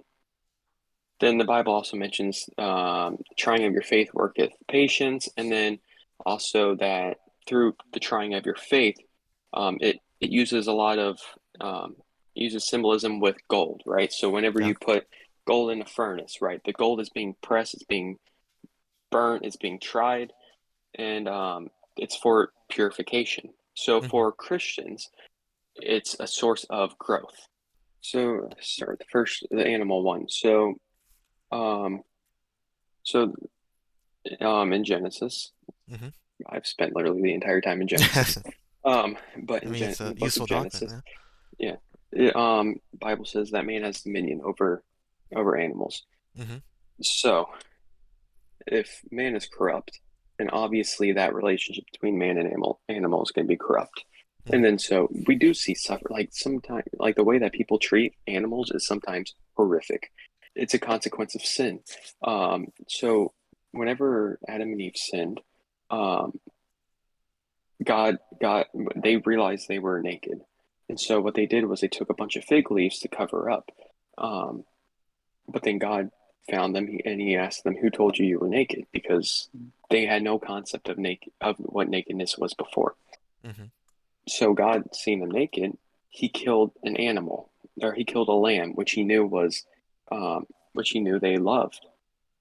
And so part of that is animal suffering is again, it's a consequence of our sin.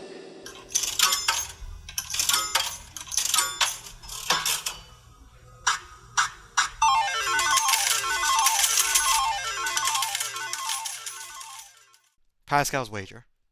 Oh, fuck this one. Pascal's No. wager. Okay, let me give you context. It's the idea that God is a good bet. If you believe in God, and this is quoted directly from the book, God is a good bet. If you believe in God and you're right, you go to heaven. If you're in the wrong, not much happens. You just die. If you don't believe in God and you're right, not much happens. But if you don't believe in God and you die, if you're wrong though, you just go to hell. This argument might seem convincing on the surface. After all, the punishment for being atheist/agnostic seems quite, well, damning. But is it a real reason? Shut the fuck up. But is it a real reason to convert? I'm going to hit you with the first question here that I think is really interesting. If someone believes God purely based upon Pascal's wager, the fear of going to hell, should their belief be accepted? Do they quote unquote truly believe in God? Pascal's wager. So I think that it's basically if you believe in God, you have nothing to lose, right? Yeah. Which I think seems like a sound argument for the most part, except whenever I hear out phrase it, if somebody believed in God just based off of that, I Hmm. don't think that that is true belief. Hmm. Now I can't judge that. I am not the ultimate judge of whether or not your belief is, you know, true or not, Hmm. or authentic. But just in a belief like, either I'm going to hell or heaven, so I might as well. I mean, there has to be, to me, there's a more depth to that. Like whenever I was 4 years old was whenever I accepted Jesus, Hmm. and I'd asked my mom, what, how do I get to heaven? And it's similar, but it wasn't that it wasn't out of fear for hell, which that you can get saved out of a fear for hell, but it's more but in that moment, the Bible says that we are supposed to have a childlike faith. Hmm. That's how I believed. I accepted what God said. But if it was based off of, well, I'm up to 50-50 chance, so you know what? I'll take the 50-50 chance, or I won't take the 50-50 chance and just, okay, I believe in God. That's not, there's no depth to that. I think with that, Thanks, that is. Cody. I think them turning to religion purely out of Pascal's wager is them just doing it purely out of fear. Which then you could argue, if you're arguing against that not being true faith, then you could argue most like theists are not actually truly have faith, because a lot of them are doing it purely just to get out of punishment. They're trying to avoid hell. Mhm. And that don't want to name drop, but that's the case for a lot of Christians in the United States. Yeah. I would have to say that this argument is just such a stretch. It's Why is he? Well, Wait, why is it? What got DM'd? wait, what? No, no, I didn't even hear the notification. I just heard Cody fucking react. You fucking moron, bro. The video is about to go crazy. The video's about to go This is the crazy. worst video I've ever. this is one of the arguments I'm very good at countering. So Okay. let's go over Pascal's wager. First of all, people think this is such a great argument for the existence of God. Which, first of all, on surface level, you can see it's not an argument for the existence of God at all. It's an argument for belief in the existence of God, right? Just because it would be beneficial to believe something is true and doesn't make that thing any more likely to be true.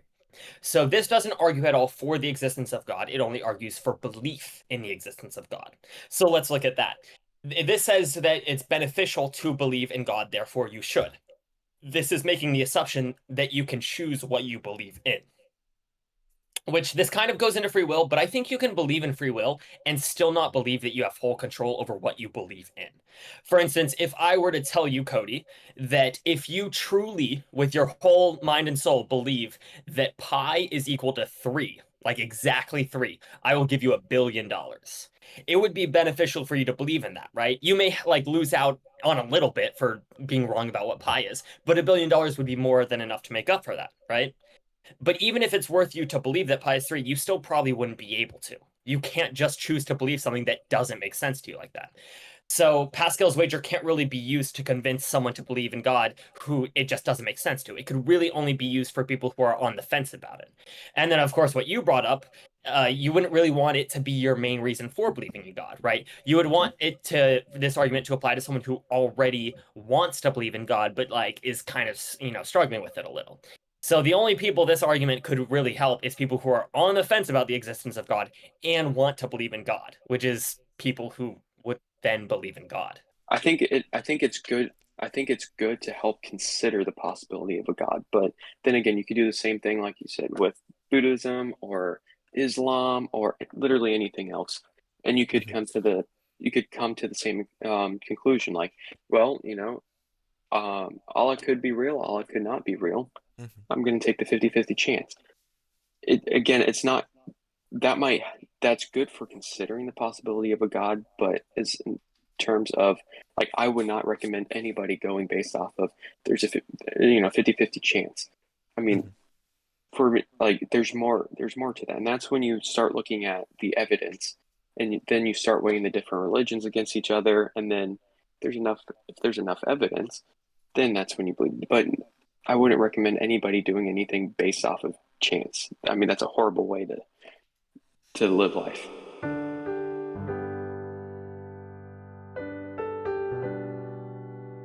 Do you think that Christianity is fully faith-based? I'll start off with that.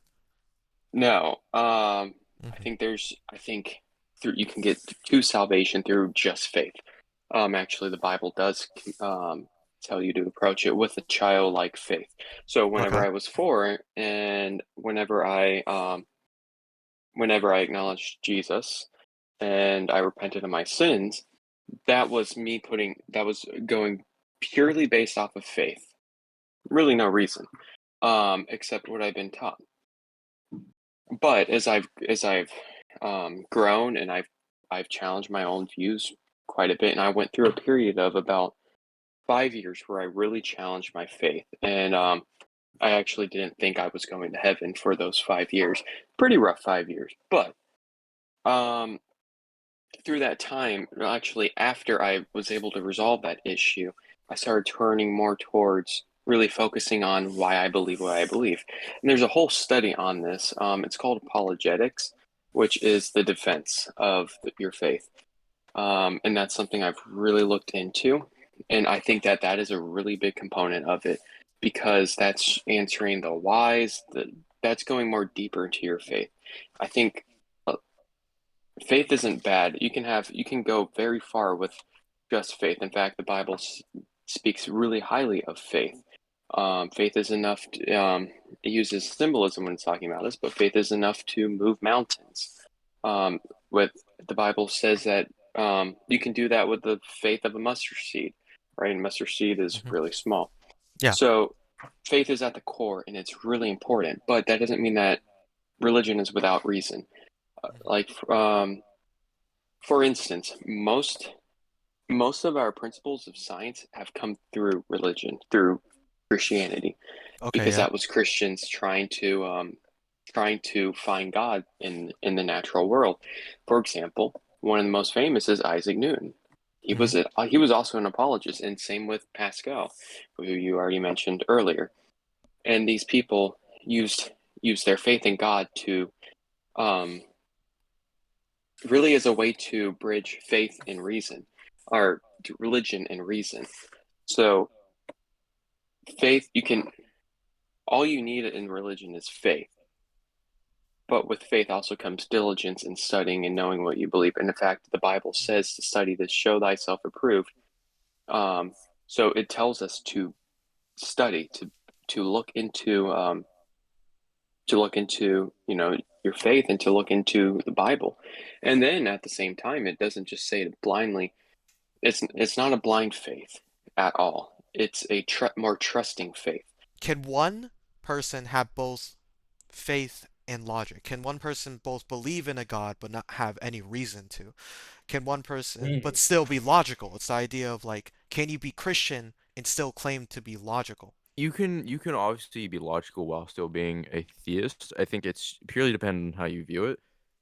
If you're referencing yourself as a logical person while doing both simultaneously, being a theist and also being logical, I would not qualify you as being a technically a logical person because you're not going through the facts, you're not thinking it through. You're just accepting this to be the case. I think you can be logical in certain examples. Just if you're a theist, you're not necessarily being logical in all of them. So then you can't claim yourself to be a logical person as a whole. You can claim yourself to be a logical person on a specific subject, but not as a whole. I think I wouldn't say that it's necessarily illogical to believe in a god, right? However, a lot of people they claim to know God exists based on faith alone, and that would be where it's illogical. Um, right, because it's if it's without reason, if you believe God exists because the Kalam cosmological argument is that convincing to you, that's a perfectly logical reason to believe in God. If you believe in God because you just have so much faith in him that you know he exists, it's illogical. Um, Now I want to be clear on that No, no, please. Oh, no. I want to be clear on that it isn't What's it happening? isn't necessarily wrong to be illogical in that instance. There's Okay. nothing wrong with illogically believing in a god. You can't use it to justify things or force that belief on others. But I wouldn't want to say that there's a negative connotation with having a logical faith because I don't think there is anything wrong with that. For me, I operate both on faith and logic. So now, so for faith, again, like I already mentioned, my future, right, and Yeah. how that's putting faith. Oh, that's the ultimate. I mean, not the ultimate sign of trust. There's more, like dying for your faith, but putting my entire future on the line for faith or um, for God. That is my sign of faith. Now, my reasoning though comes through I still apply the same reasoning that anybody else would. Like I Hmm. still come at things very objectively, and through an objective lens, if I can still look at the Bible with an objective lens and get to the same conclusion that the Bible does, then I mean obviously the Bible lines up. Um, but then the only issue is that sometimes our reasoning can be flawed, and it's really hard to identify when your own reasoning is flawed. Hmm. Um, and that's why, again, like using the Bible as a common source, I think is really important because it's a standard that doesn't change. Um, but yeah, for sure, faith and reason can coexist.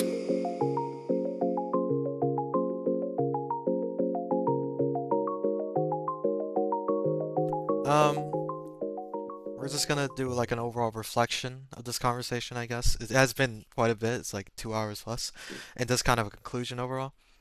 My first question is the idea that after all these, because you heard pretty much every one of these arguments, counter arguments, and you have defended your stance on all these. Has this conversation, or not even this conversation, but just the conversations you have with people, have it ever strengthened or weakened your ideas upon Christianity overall, and just the overall effect on you, I guess? Yeah, every conversation has encouraged me more to look into my own faith more and to really figure out why I believe in um and my faith had in and not in Christianity but in God has grown significantly. Um in fact it's the more people challenge me on it, the more I actually get encouraged by it. Hmm. There's a reason why I was so open to everybody challenging me for like the senior year of high school, right? So, I mean, it was mainly Riley. There were That's others. mainly Yeah, right, yeah. mainly And then you Riley, had but conversations with Alex too, so. yeah, and which all of those are really good for me because, again, well, I have a few reasons for doing that. One, I want to show other people that my faith isn't without reason. Hmm. I Yeah. mean, initially it was, but that was more just that wasn't necessarily a blind faith, but it was just a trusting faith, like a kid trusts their parents. Yeah. That's the kind of faith I had, and but that your faith needs to develop. So a goal of that was just to show others that okay, there's more to this than just I mean, because there's a view of Christians, right? Just a bunch of um like because Christians tend to be more conservative, so like you just get a bunch of blind conservative Christians, right, who Hmm. just like just kind of use God's name to get away with stuff, right, and are live very inconsistent lives. So I part of that is to show that there's depth to this and that there's the things that the Bible says are not as I mean they're really great principles to follow and we Yeah. tend to follow them. But then also, it's because partly I do care about those who I'm near, um, and if I don't, or if I can't defend my faith, then I'm doing you guys a disservice. Um, but yeah, in general, this has really, I mean, it's been good to me. Hmm. But nobody's questioned my own faith than me.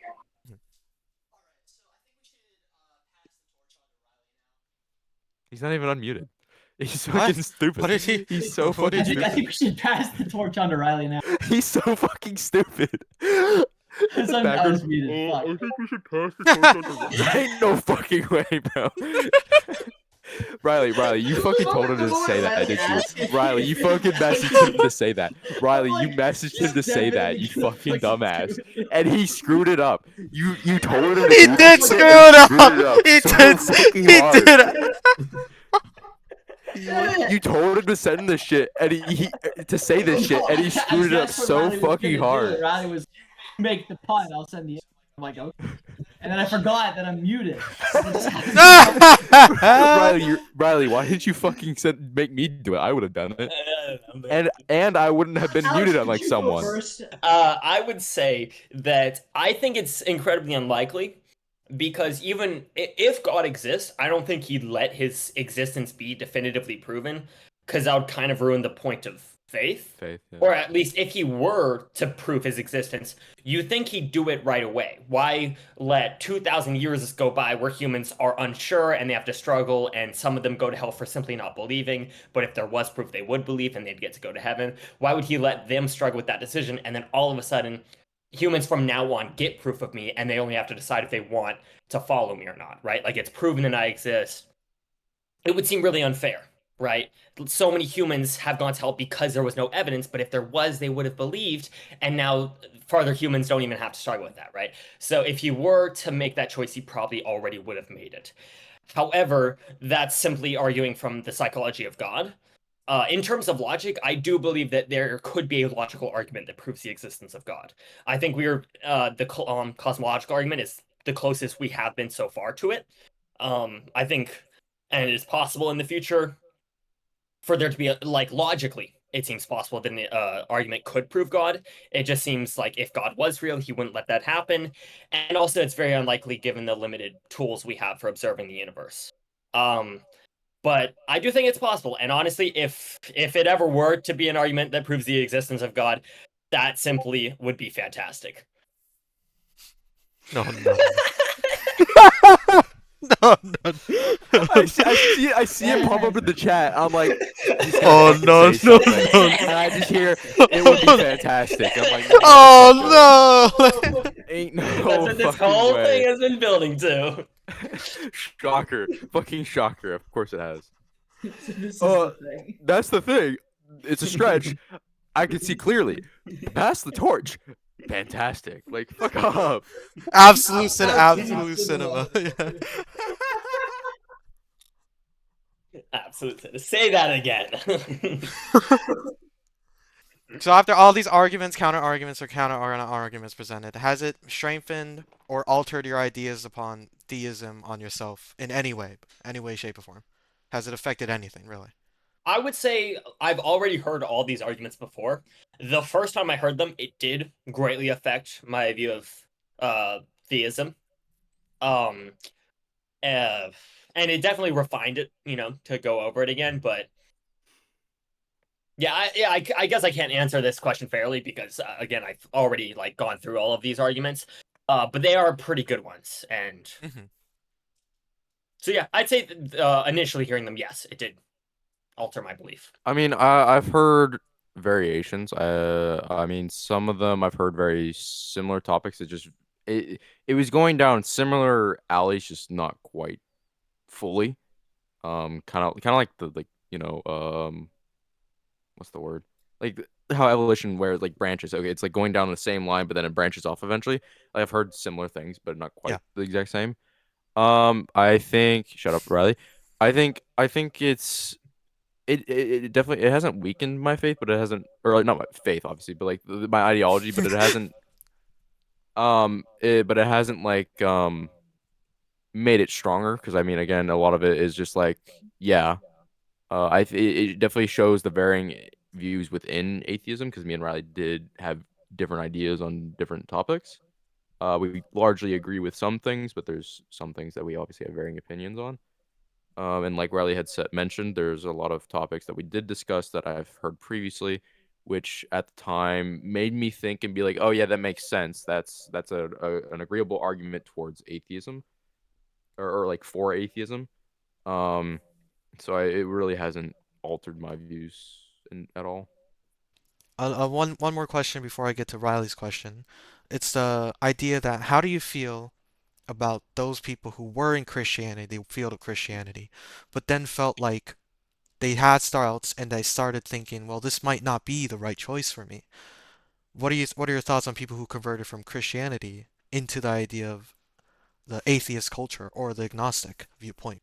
Yeah, so I have nothing against them because I know there's a lot. I mean, what like um I know Alex had that same experience. I know Mm-hmm. Paulina had um maybe a different experience, but still all similar. Mm-hmm. And again, I have nothing against those people. In fact, I don't see that as a failure of them necessarily. I see that as a failure of the church because, Mm-hmm. and that's something I've noticed within my own church is that, like I've gone to church all my life. I've been through it. I've had to figure out a lot of whys on myself or by myself. I've had to figure things out on my own, which is, I mean, that's what you're supposed to do, but there wasn't a push to know why in my church. There was just accept it as it is, but there was a lack of evidence behind it. And I'm not talking about historical evidence, but biblical evidence. And Hmm. that's something as Christians, we really need to do a better job at it because because when I've seen again, I've been in church all my life, so I've seen the same group of kids that I've grown up with. I've seen how many drop out, and I've seen anybody from a kid we've literally just picked up from a house with I mean, on our bus routes. So that's what we do. Like Saturdays, we'll go um, to different houses and see if parents will let their kids, let us take them to church. Hmm. So whether it's that kid who's never stepped foot in a church, or whether it's I've seen pastors' kids walk away from church, I've seen it all. And it's because a lot of times there's no depth to our faith. Hmm. And that is the greatest shame I think in churches right now is there's they don't there's not enough emphasis on showing kids how to have a greater depth of their faith. And it's not that anybody's trying to do it intentionally, it's just how it happens. I think it's just something we forget. There's not enough, okay, well, why do we believe what we believe? And then by time you get, I see it once they hit um, high school, that's when you really start to see people losing their faith. It's Hmm. because there's this very shallow faith. Now, part of it is it's on the teenagers to develop that faith on their own, but Hmm. the church could do more guidance in showing, okay, how do we get a deeper faith? How do we get these kids involved so then they can see that this is not just church isn't just something you go to. It's not just an event that happens, and that's with that, and then the lack of depth among adults in church can really hinder that. And again, that's what I've always thought is the greatest shame of the Hmm. churches, and I've seen my own church do it, and I've seen anywhere from a kid who's never stepped foot in church to pastors' kids or grandkids who walk away because there was no depth at all. And one more thing, what are your thoughts on how do you feel about those people who were atheists but felt that, it wasn't really necessarily the right choice for them, who then converted into different religions and, for example, I think Christianity is a very personal thing.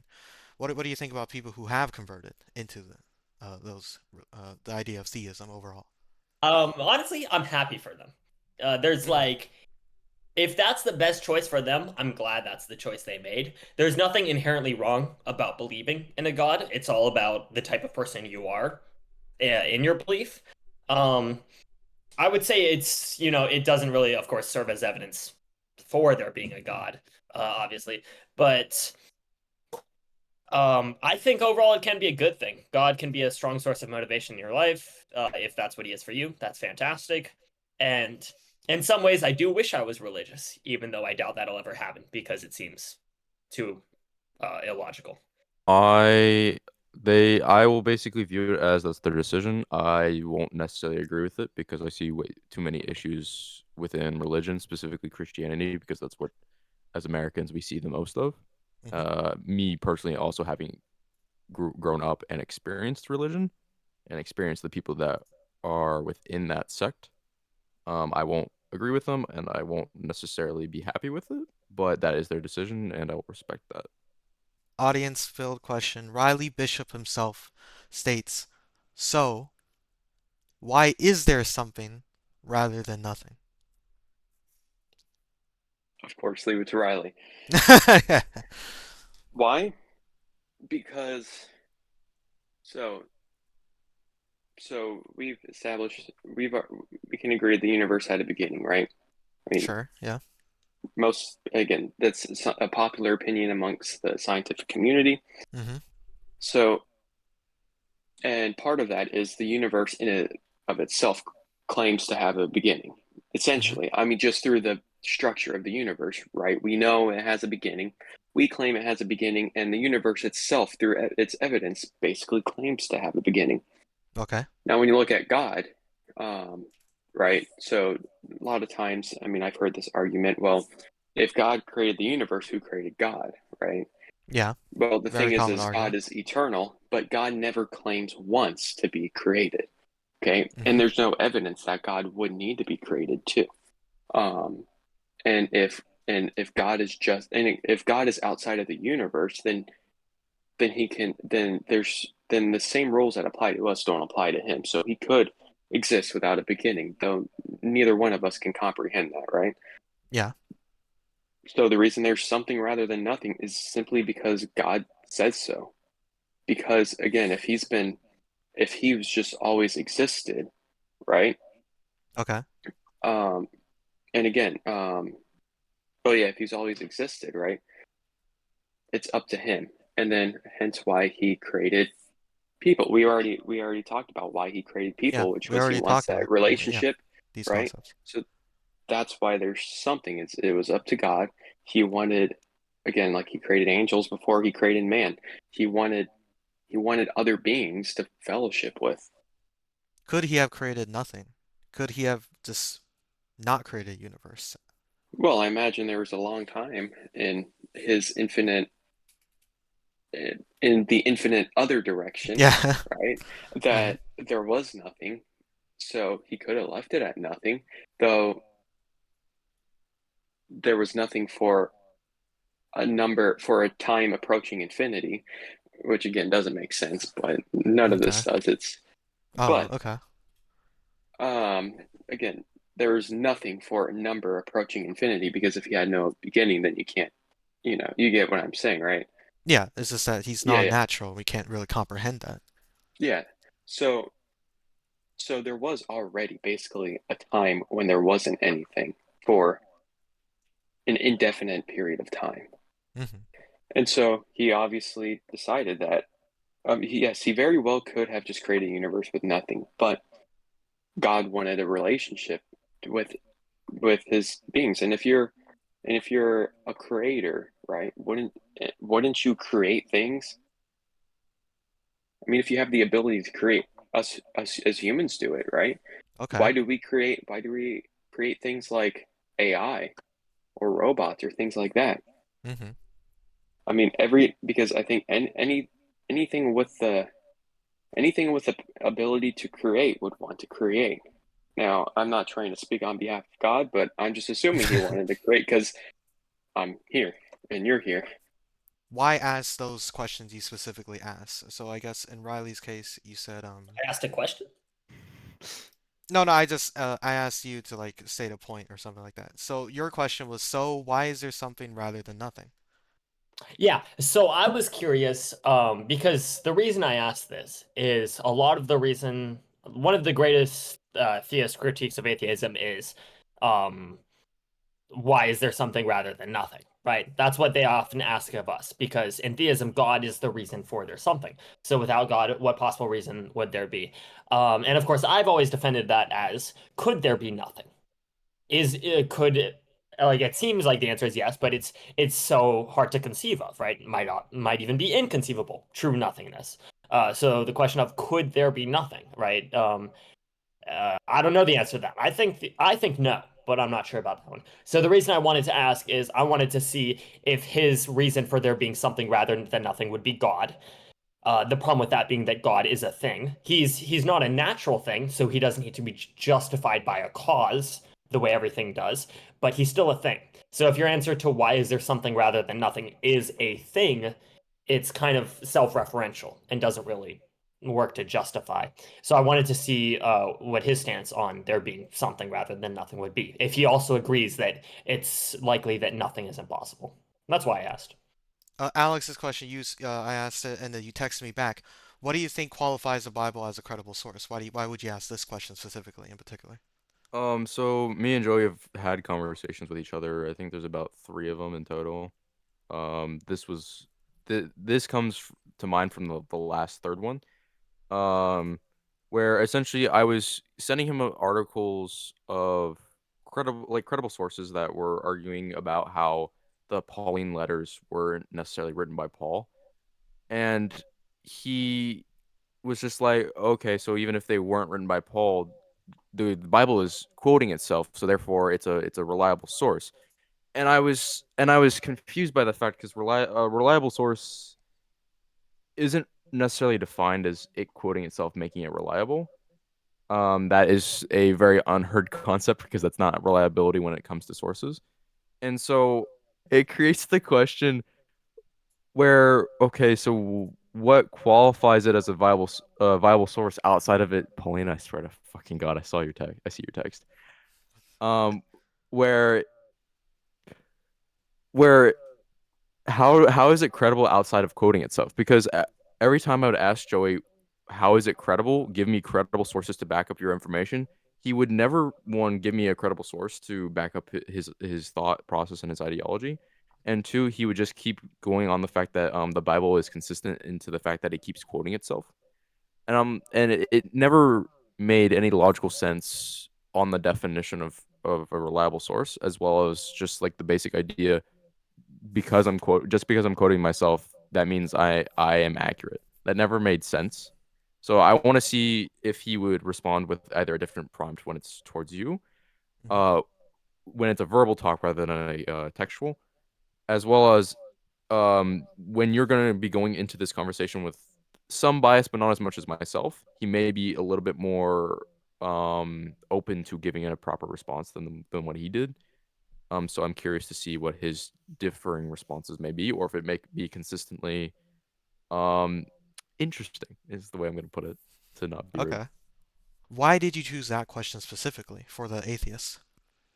Because I think most atheists tend to say that they believe in a relativist truth, Hmm. but when in reality, as I mentioned before, they don't live that.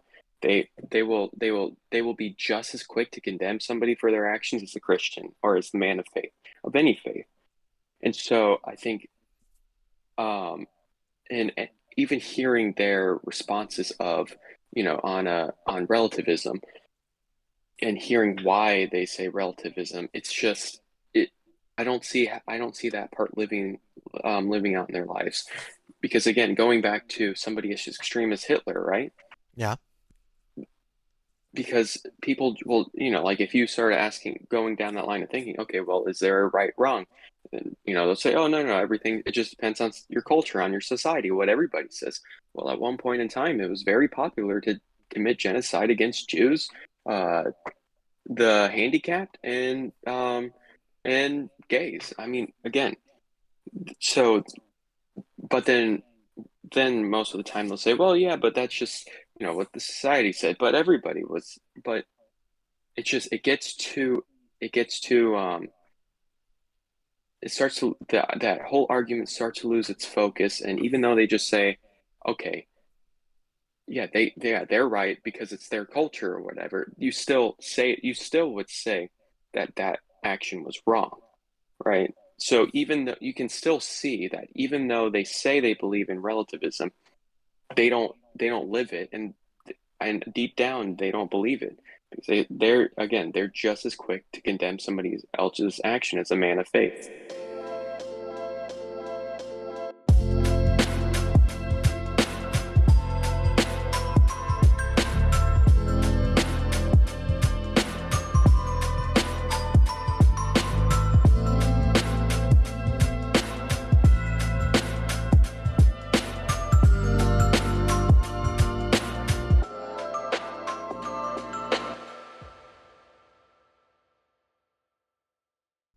I think Cody's gonna clickbait this video. Atheist says killing is okay. That's what Yeah, he's yeah. gonna Yeah. Yes, Atheist sir. says killing is okay. Thumbnail. Yes. Thumbnail. No, it's like the atheist versus theist debate. Get your bitch ass out of here.